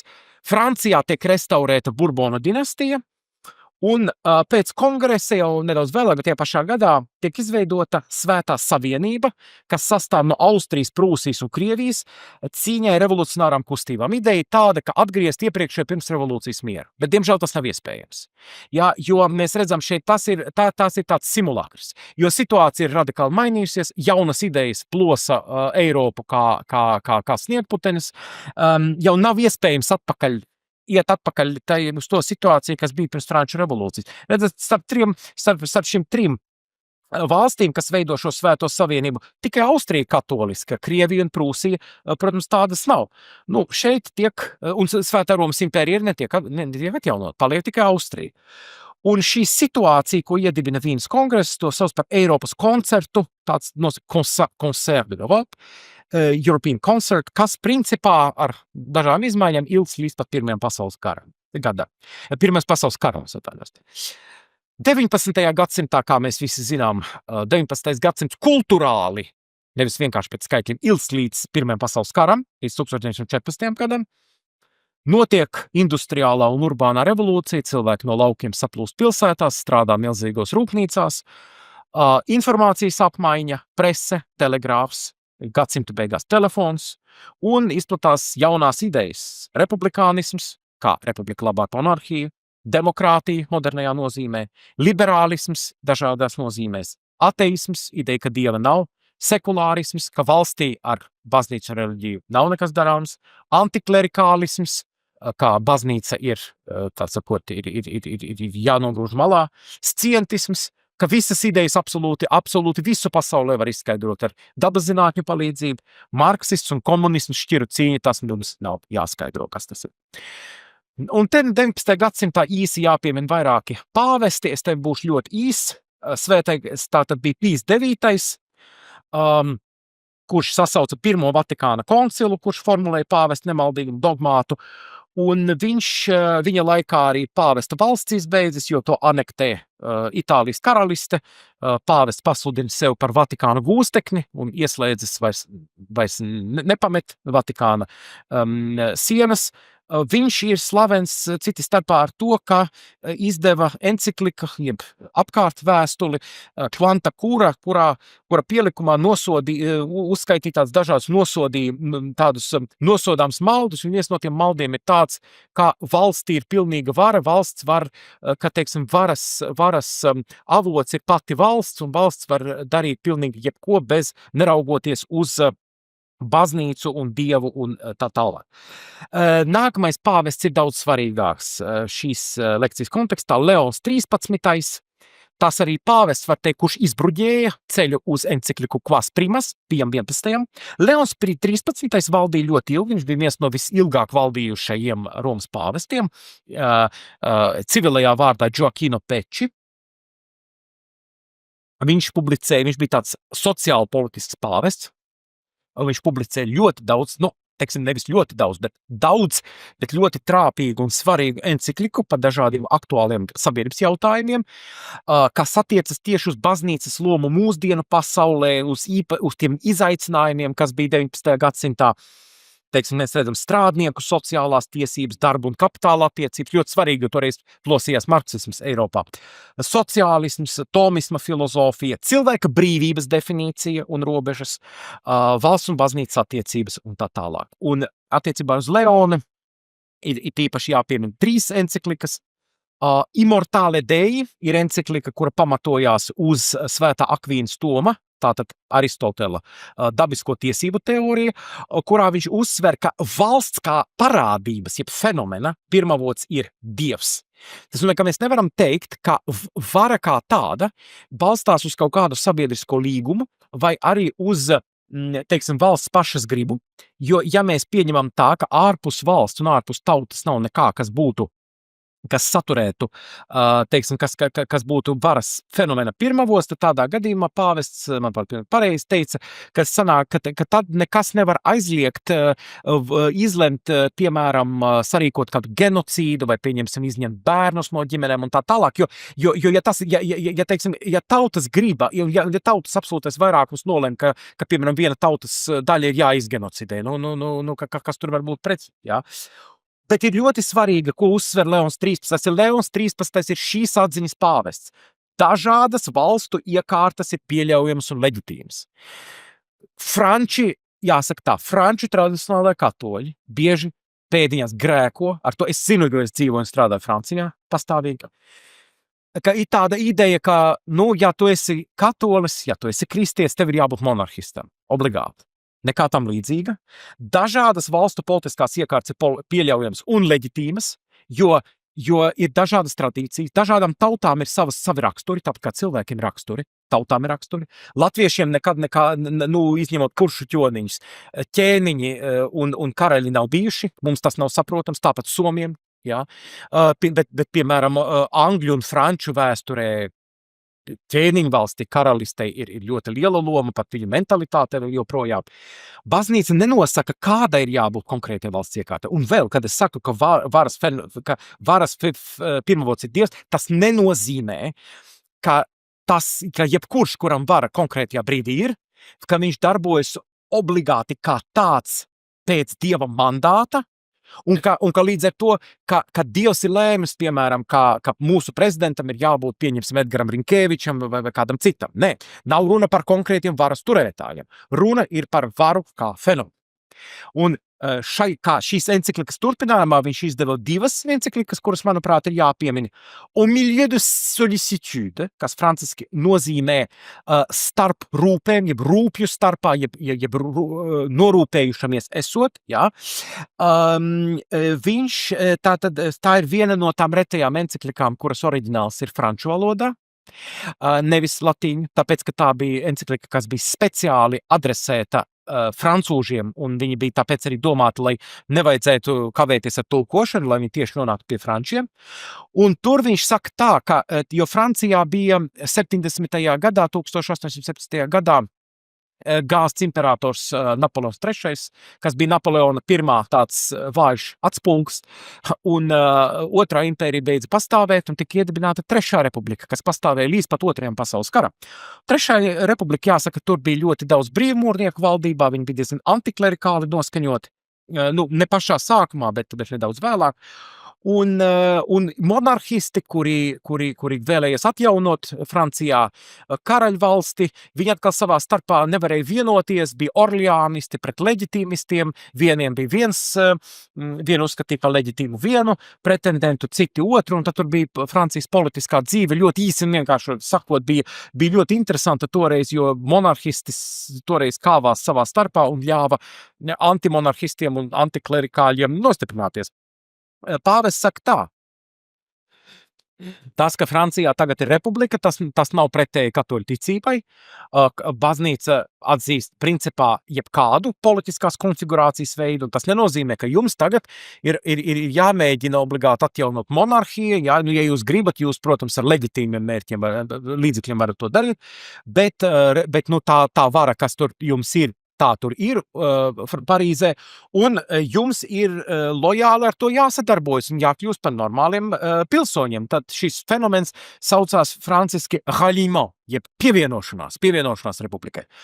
Un otrā vēstule, tā nebija enциklika, tā bija kā vēstule, tā gan bija rakstīta latīniski, adresēta Baltimoras arhibīskapam Gibbonam, jeb Gibbonsam, kurā pāvests nosoda tādu toreiz Amerikas katoļu starpā izplatītu tendenci, amerikānismu, kas cita starpā saka, ka Amerikas Savienoto Valstu politiskais konstitucionālais režīms ir objektīvi un universāli vislabākais. Svarīgs paskatījums. Katolis, protams, drīkst uzskatīt, un vispār viņš drīkst uzskatīt, ka tas ir tiešām vislabākais, kas jebkad ir bijis pasaulē, bet tas, ko nosoda pāvests, tas ir Amerikas daudzu katoļu starpā iesakņojušos tādu uzskatu, ka viņš kā katoļiem šādā statusā, viņiem ir pienākums uzskatīt Amerikas konstitūciju par vislabāko un cīnīties, lai tāda būtu arī citur. Lūk, kas tas ir. Amerikānisms ir ļoti sarežģīts fenomens, bet šī ir viena no šķautnēm. Pīs 10.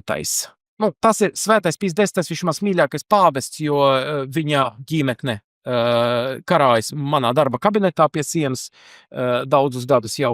Giuseppe Sarto, viņš šajā gadījumā mūs interesē mazāk, jo viņa dokumentos viņš vairāk cīnījās ar visādām maldīgām idejām baznīcas iekšienē, kas attiecas uz dievišķo atklāsmi, bībeles interpretāciju, mazāk politiskiem jautājumiem. Viņam sekoja Benedikts 15, ne jau tā Benedikts 16, kurš bija pavisam nesen. Benedikts 15, viņa valdīšanu aizēnoja Pirmais pasaules karš. Viņš bija ļoti nepopulārs, jo viņš mēģināja izbeigt šo karu, sarīkot miera sarunas, bet abas puses uzskatīja viņu par nodevēju. Gan Trejsavienība, gan Antante. Līdz ar to viņš bija Eiropā ļoti nepopulārs. Bet viņš ir svarīgs mums latviešiem, jo viņa laikā Svētais Krēsls atzina Latvijas neatkarību de jure, un viņš arī atjaunoja Rīgas bīskapiju un iecēla un konsekrēja arī Antoniju Springoviču, kas bija starpkaru Rīgas arhibīskaps. Pirmais pasaules karš, te mēs pienākam pie tās enciklikas. Pirmais pasaules karš. Beidzas Pirmais pasaules karš 18. gadā, ārkārtīgi asiņains. Ļoti daudz cilvēku iet bojā, arī civiliedzīvotāji. No Eiropas kartas pazūd 3 lielas impērijas, kas līdz tam deklarējas par kristīgām – Vācija, Austrumgārija un Krievija. Un visā Eiropā triumfē republikānisti.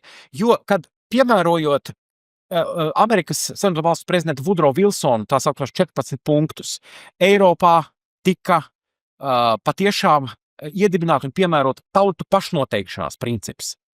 Un šī viļņā arī Latvija, Lietuva, Igaunija un dažas citas valstis kļuva neatkarīgas.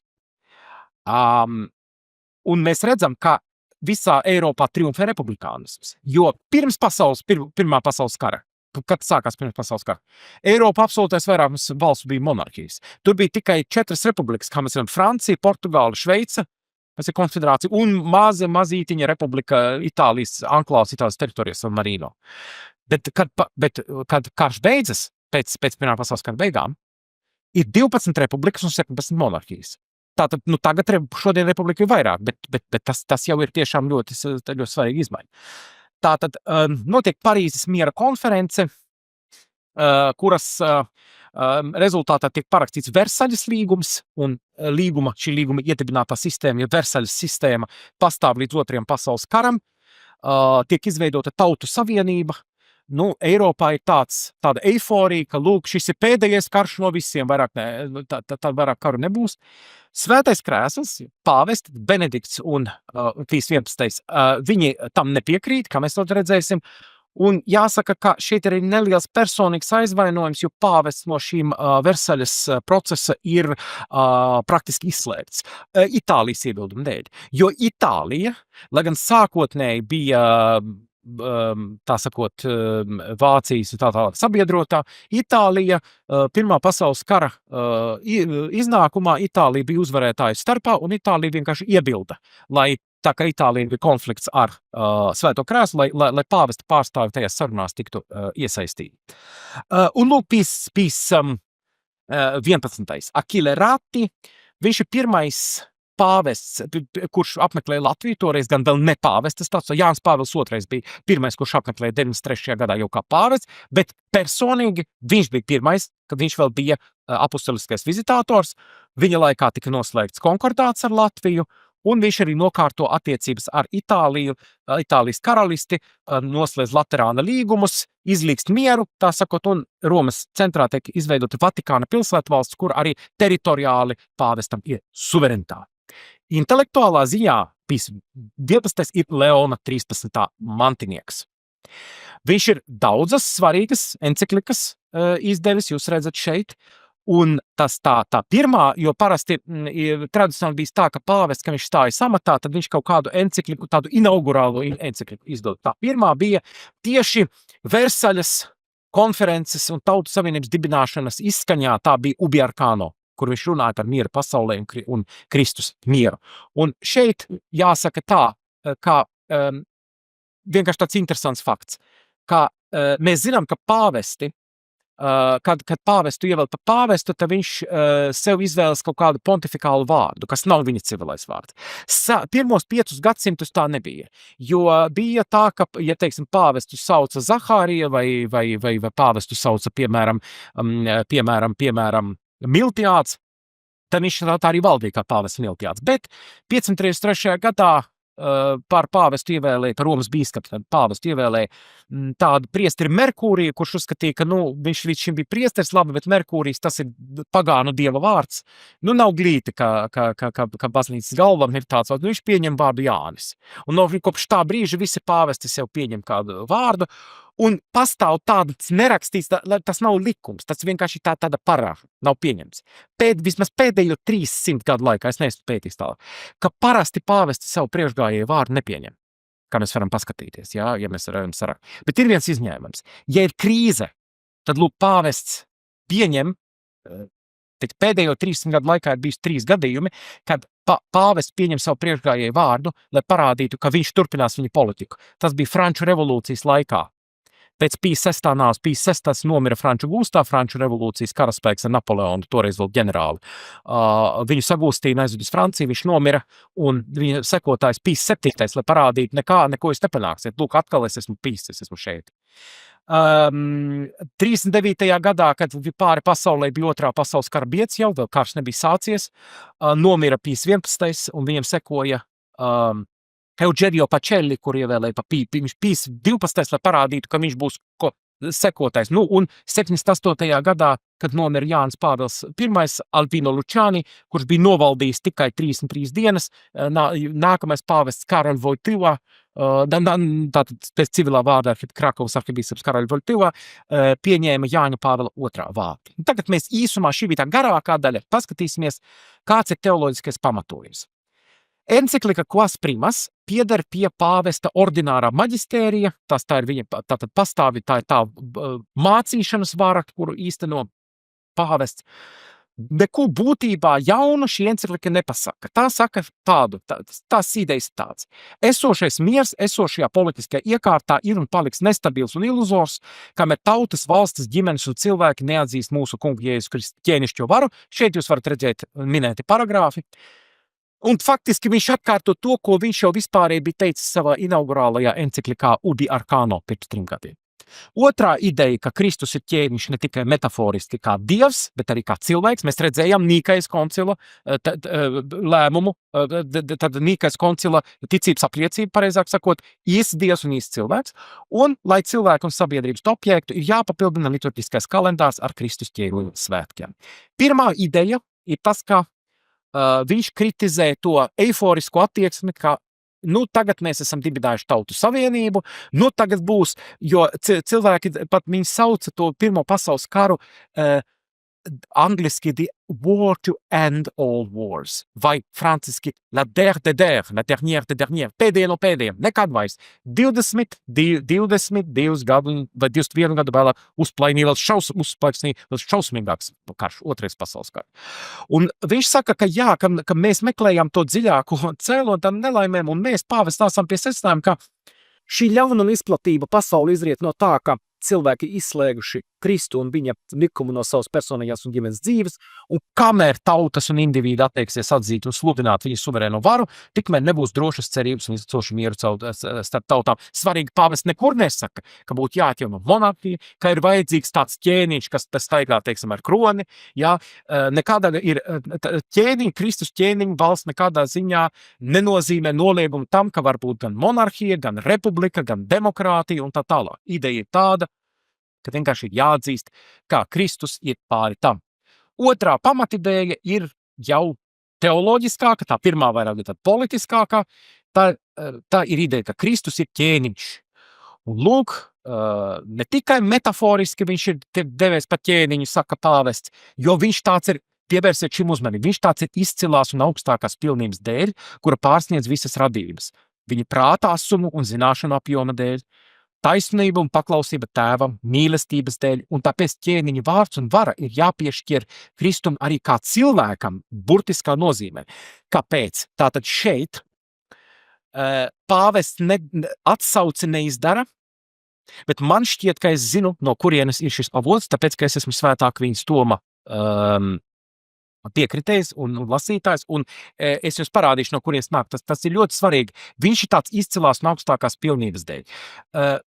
Redziet, tas ir ļoti svarīgi, kāda ir tās 3 lomas, kas parādās jaunajā derībā, kādas ir mūsu kunga Jēzus Kristus 3 statusi vai lomas. Un tās parādās, te ir ļoti izteikts simbolisms tajās dāvanās, kurus 3 austrumu ķēniņi vai austrumu gudrie, kā tas ir rakstīts evaņģēlija tekstā, pasniedz viņam Jēzus bērniņam, kad viņi nāk viņu apraudzīt, sekojot zvaigznei. To mēs svinam Epifānijas, jeb zvaigznes, jeb 3 ķēniņi, jeb 3 kungu dienā 6. janvārī.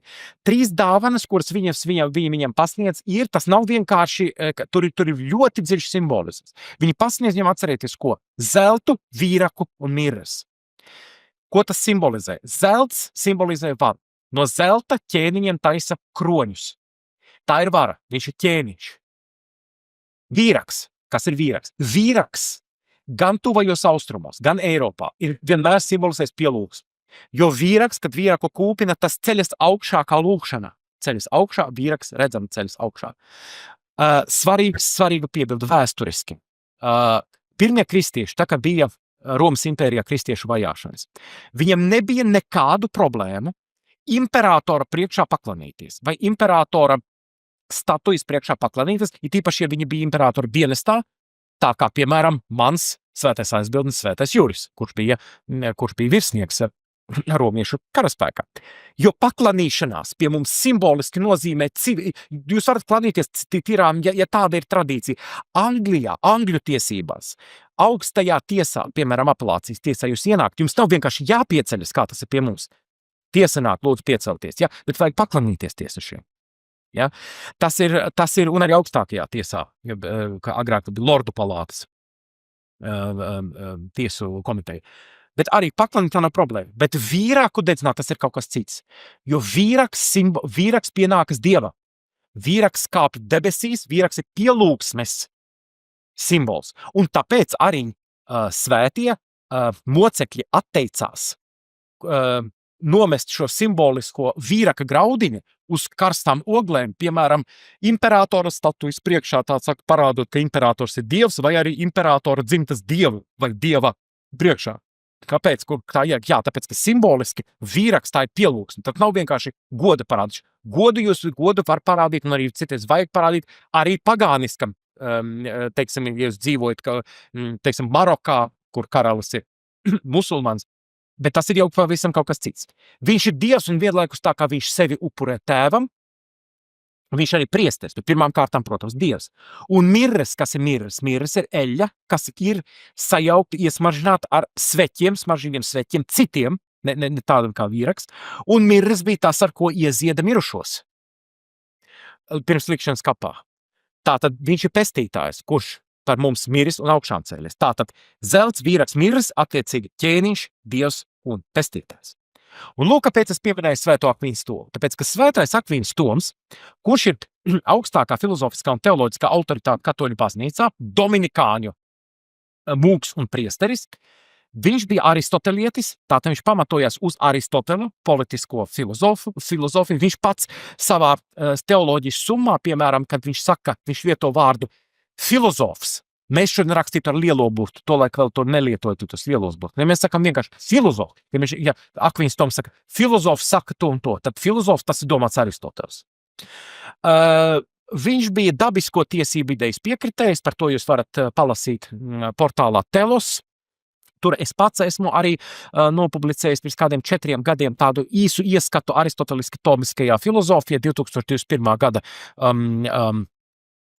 pavasarī jūs varat tātad, un arī citi autori, un man šķiet arī Maskalānas kundze ir šo to publicējusi par šo saistītiem jautājumiem.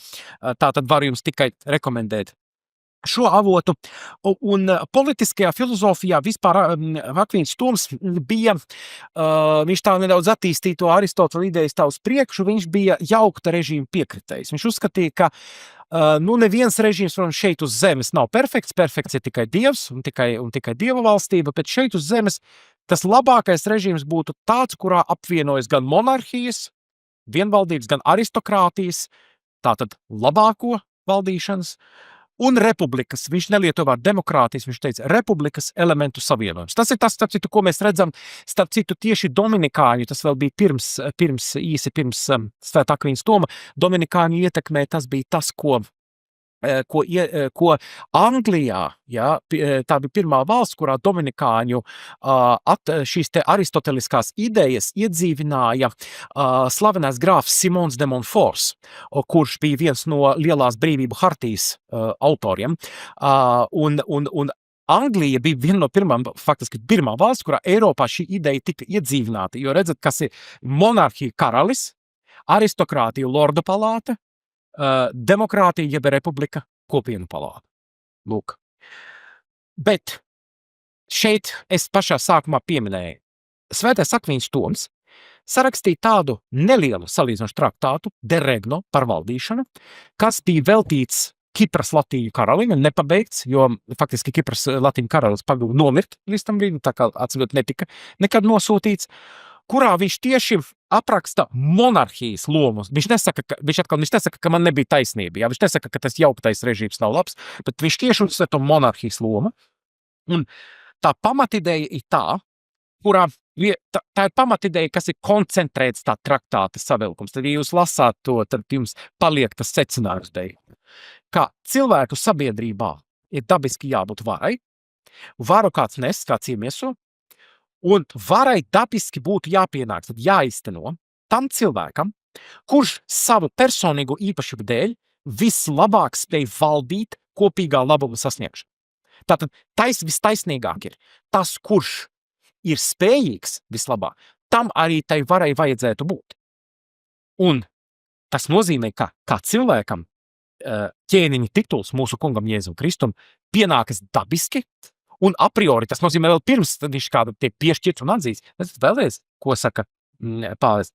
Jo viņš tāds ir izcilās un augstākās pilnības dēļ, kura pārsniedz visas radības un tā tālāk. Lūk, tā ideja. Tā ir pirmā ideja. Tātad tas ir zelts. Tas ir šis zelts. Otrais un trešais ir vēl divi pārdabiski Kristus ķēnišķības pamati. Pirmkārt, viņš ir tā kā Nīkajas ekumeniskais koncils noskaidroja. Viņš ir būtībā viens ar tēvu, viņam ir viena būtība ar tēvu, un līdz ar to viņam viss pieder jau pēc tā, ka viņš ir visu radījis.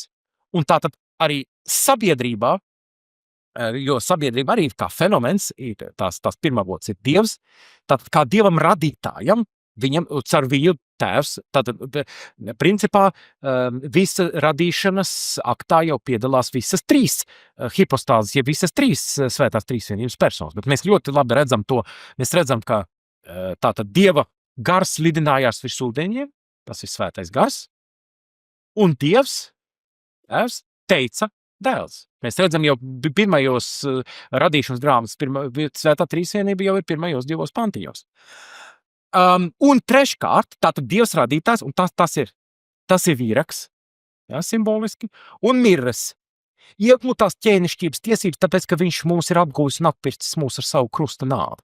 Un ir tāda ļoti skaista himna, kas ir ļoti sena, tā tika pirmo reizi dziedāta, ja nemaldos, 565. gadā, kad notika procesija, kurā tika atvest uz Romu svētā krusta relikviju. To sacerēja svētais Venancijs Fortunāts, un tā dziesma Vexilla Regis, tas ir Vexilla Regis Prodeunt, ķēniņa karogi iet uz priekšu. Un tur ir tāds, šis iespējams pēc atsevišķām versijām, šis pantiņš varētu būt pievienots vēlāk, bet tas nekādā ziņā to vērtību nemazina.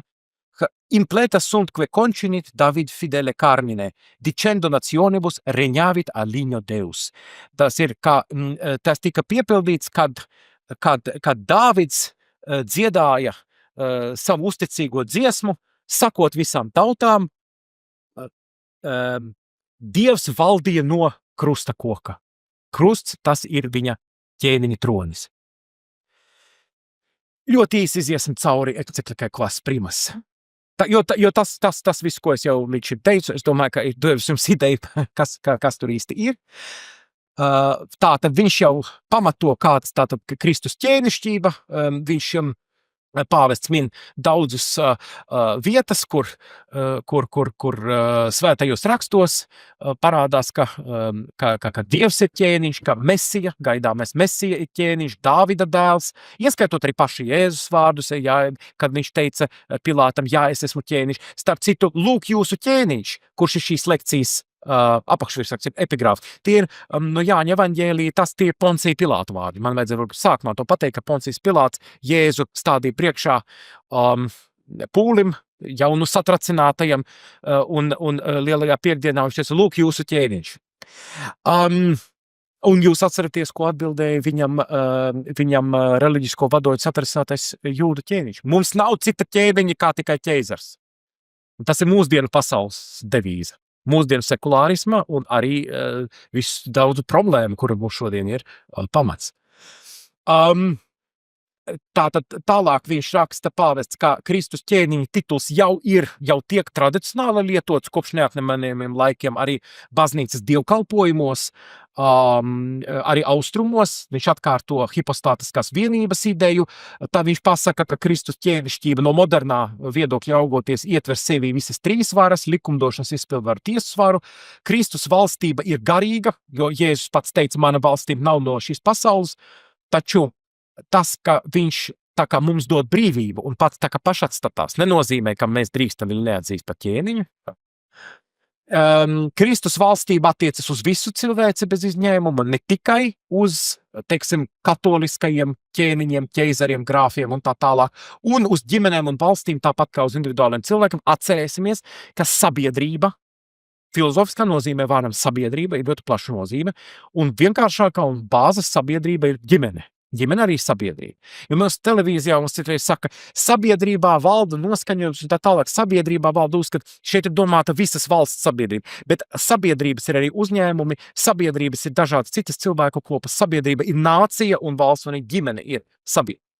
Un pāvests saka, ja cilvēki atzītu Kristus ķēnišķīgo autoritāti savā privātajā un sabiedriskajā dzīvē, tas dotu tādus labumus, kā patiesa brīvības izpratne, kārtība, drošība, saskaņa un miers, jo tādā gadījumā būtu tas pamats pirmkārt no cilvēku puses, tad viņi saprastu, kāpēc viņiem ir jāklausa tiem, kas attiecīgajā brīdī viņus pārvalda, vai tas būtu karalis, prezidents, vienalga kas, un arī karalis, prezidents, Saeimas deputāts, visi pārējie saprastu, ka viņu vara nebūt nav absolūta. Nebūt nav neierobežot. Viņš to varu tura no Dieva. Dievs, tas fenomens, varas kā fenomena avots ir Dievs, un viņam ir tikai kā vietvalža loma, un viņš nedrīkst iet pāri savām dabiski noteiktajām robežām. Viņš, teiksim, nedrīkst jaukties iekšā cilvēku, ģimeņu dzīvē, pieņemsim, sakot, ka vecākiem nav tiesība noteikti kādā skolās ies viņu bērni un tā tālāk, un tā joprojām. Lūk. Un ļoti īsi, Otrais Vatikāna koncils, deklarācija par reliģisko brīvību, Dignitatis Humanae, kas ir ļoti daudz ir ticis rakstīts par to, daudz tintas litriem, cisternām ir izlietas, domājot par to, vai kā tā ir savienojama ar iepriekšējo baznīcas mācību. Es tagad neiedziļināšos te, jo mums ir ļoti maz laika atlicis, bet, teiksim tā, Vatikāna otrais koncils pasludināja personas tiesības reliģisko brīvību, bet piekodināja, ka jau pirmajā punktā, ka reliģiskā brīvība nozīmē būt brīvam no kādiem spaidiem reliģiskos jautājumus. Tāpēc jūs nedrīkst, teiksim, piespiest pievērsties katoliskajai ticībai, pievērstam kā kaut kādā veidā vai nu ar viltu, vai ar spaidiem, vai draudiem un tā tālāk, vai ar kaut kādu diskrimināciju netaisnīgu, piemēram, sakot, ka citādi jums nodoklis jāmaksā, un tad kā tas notiek musulmaņu zemēs. Bet tā atstāja neskartu tradicionālu katolisko doktrīnu par cilvēku un sabiedrību morālisko pienākumu pret patieso reliģiju un vienīgo Kristus baznīcu. Šo teikumu iestarpināja pēc tiešas pāvesta Pāvila 6. norādes. Tas ļoti reti, ka tā notiek. Es pat nezinu, kad citu tā ir bijis, ka pāvests teiks, nē, jā, viss ir kārtībā, bet ar nosacījumu, ka mēs tādus vārdus ieliekam iekšā. Lūk. Un tagad ļoti īsi Kristus ķēniņa svētki. Bilde ir piemeklēta autentiski, jo Kristus ķēniņa svētku liturģiskā krāsa ir tāda, kādu jūs redzat, baltā. Tātad, kāpēc ir nepieciešams? Tur tālāk pāvests nobeiguma daļā, vai, teiksim, pat nevis nobeiguma daļā, bet visā otrajā pusē šajā enciklikā raksta, kādēļ nepieciešami īpaši svētki. Viņš saka, ka vispār, kāpēc ir vajadzīgi baznīcā svētki un svinamās dienas, nevis tāpēc vienkārši kā kāda ķeksīša pēc, vai tāpēc, ka ir interesanti pasvinēt vai kaut ko tādu, bet vienkārši tādēļ, ka svētku nozīme ir tā, ka cilvēkos, arī tos, kas nav kaut kādi augsti mācīti teologi, kas lasa Svēto Augustīnu un tā tālāk, bet arī vienkāršos tādos, kā vienkārši Latgales māmiņa, piemēram, vai vienkārši Kurzemes lauku paps, tādos cilvēkos, vienkāršos visos cilvēkos. Šādā veidā, iedarbojoties uz jutekļiem, ne tikai uz prātu, bet arī uz jutekļiem, arī uz teiksim, attiecīgam emocionālām izjūtām, veicināt un uzturēt izpratni par kaut kādu ticības patiesību. Viņš ļoti daudz piemērus, piemēram, bija 17. gadsimtā parādījās tāda mācība jansenisms Francijā, kura principā sākumā Holandē, pēc tam Francijā, izplatījās, kas uzsvēra Dieva kā tāda ļoti, tāda ļoti krasa un ļoti barga soģa nozīme, ka, lūk, principā ir visu laiku jādomā, ka tu vienu soli spērsi pa labi, pa kreisi nokļūst ellē. Es saku ļoti vienkārši, Jansenis, ļoti sarežģīts fenomens, bet kas tieši kaut kā aizretušēja to, ka Dievs ir mīlošs tēvs un vispār viņš mūs mīl un arī grib mūsu pestīšanu un ir piedodošs. Un tad pāvests kā reakciju uz šo šim jansenisma maldiem iedibināja, lai gan tas kults jau pastāvēja, Jēzus, visvētākais Jēzus sirdsvētkus. Un daudz dažādi citi tādi krievēji. Un Kristus ķēniņa svētku nozīme ir pretēji šim sekulārismam, kas bija mums valda tagad un jau toreiz valdīja, atgādināt par cilvēku un sabiedrību pienākumu atzīt Kristus ķēnišķo varu.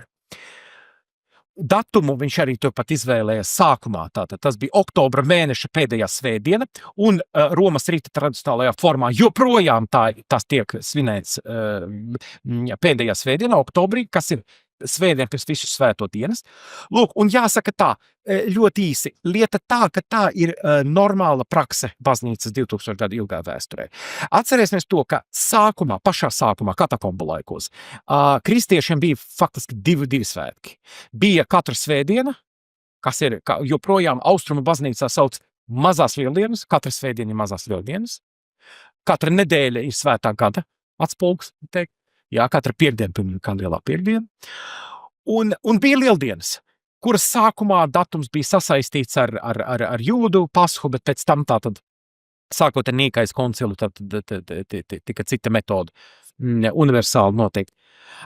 Un pārējie svētki atpumpurojās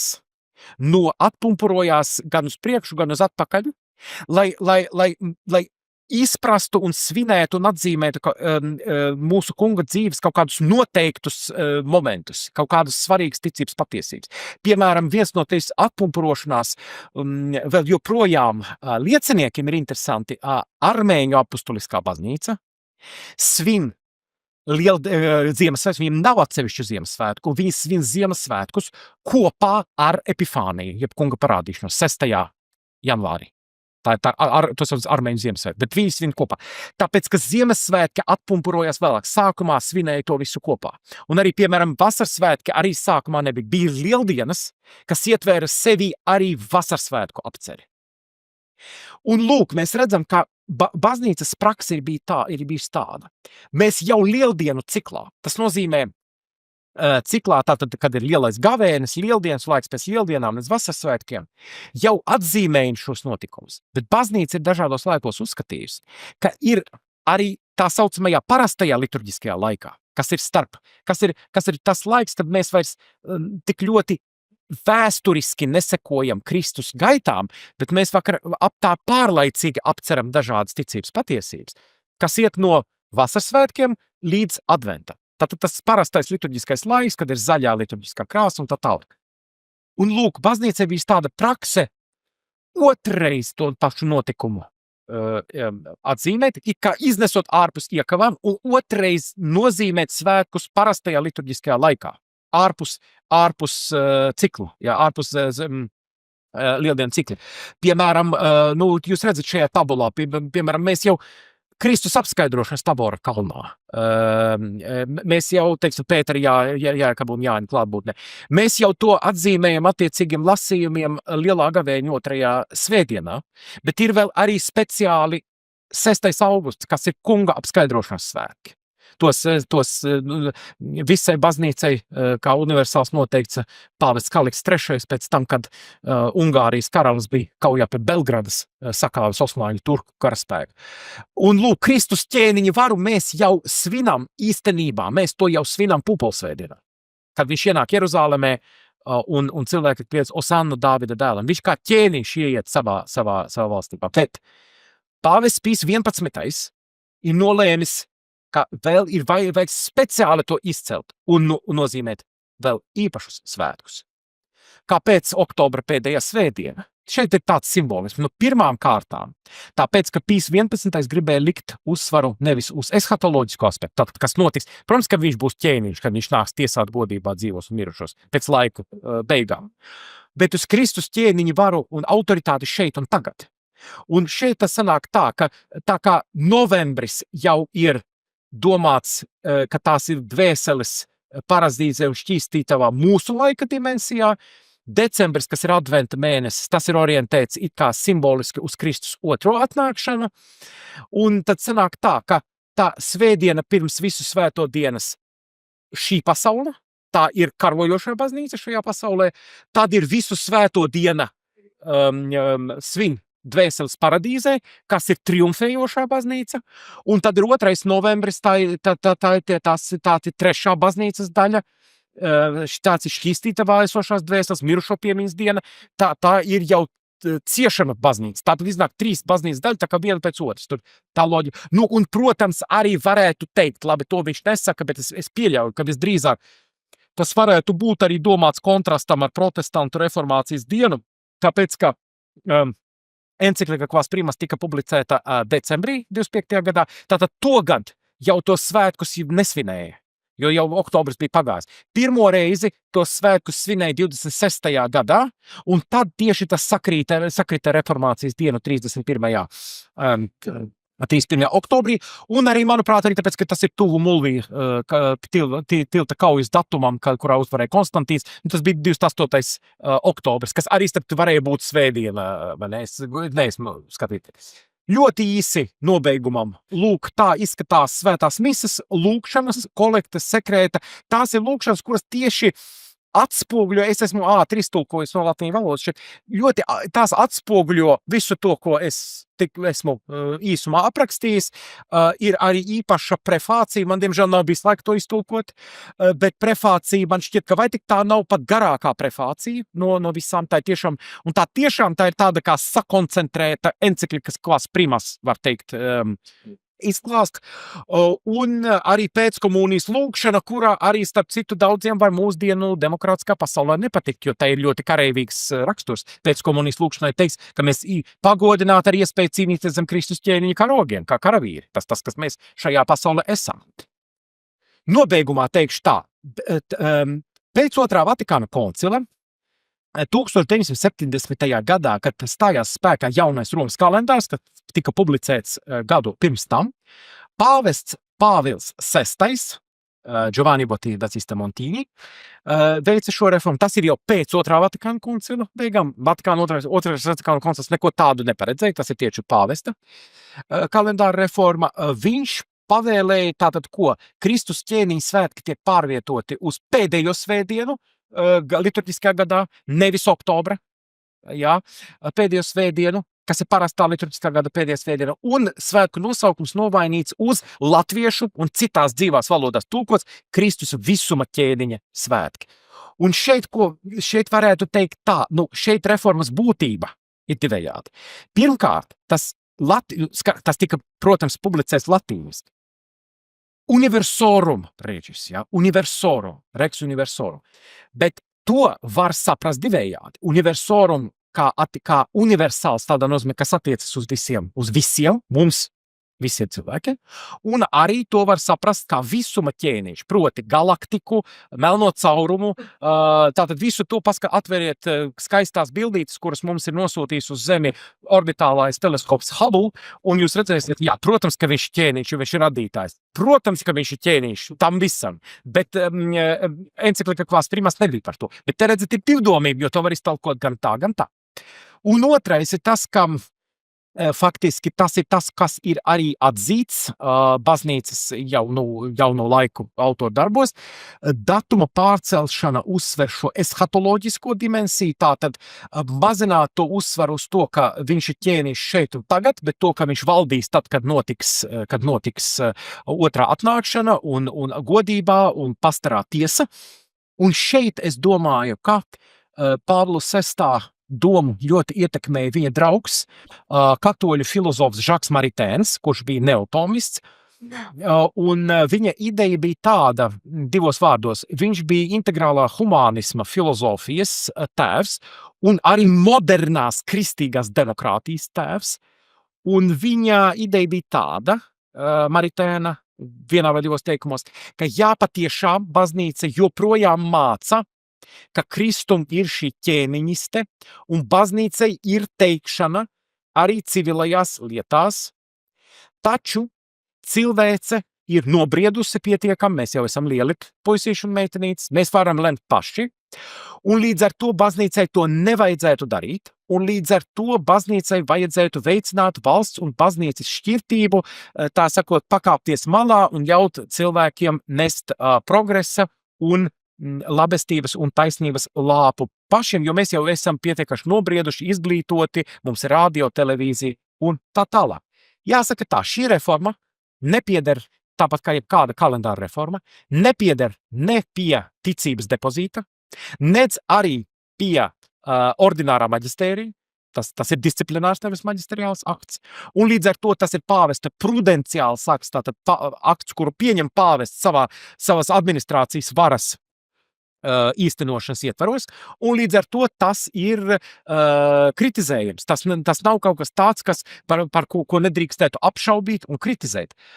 Protams, ievērojot visu pienākošos cieņu pret Pētera pēcteča Romas pāvesta kā amata autoritāti. Nu, un es teiktu, jā, man godīgi šī reforma nepatīk, jo saprotama iemeslu dēļ, jo, manuprāt, tas tomēr atkāpjas no tās idejas, kas bija Quas Primas enciklikas pamatā. Man daudz labāk patīk šī sākotnējā ideja, kura pasludina mums un uzsver, ka Kristus ir ķēniņš arī šeit un tagad. Un ar šo es ļoti pateicos jums par jūsu uzmanību, jo es domāju, ka uzmanība tiešām šajā gadījumā bija nepieciešama, jo temats ir bijis diezgan sarežģīts un komplekss. Vēlreiz liels paldies par to, ka jūs atradāt laiku atnākt. Es nezinu, vai mums ir kāds laiks kādam piebildēm vai kādam jautājumiem.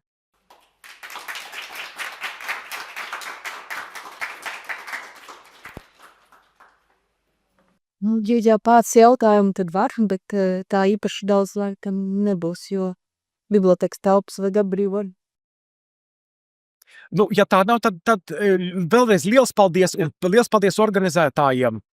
Un es ceru arī, ka tas ieraksts arī būs gatavs, un tad arī visa cilvēce, par kuru valda Kristus kā ķēniņš, no Grenlandes līdz pat ugunszemei un no Norvēģijas līdz labās cerības ragam varēs atvērt un apskatīt. Liels paldies jums!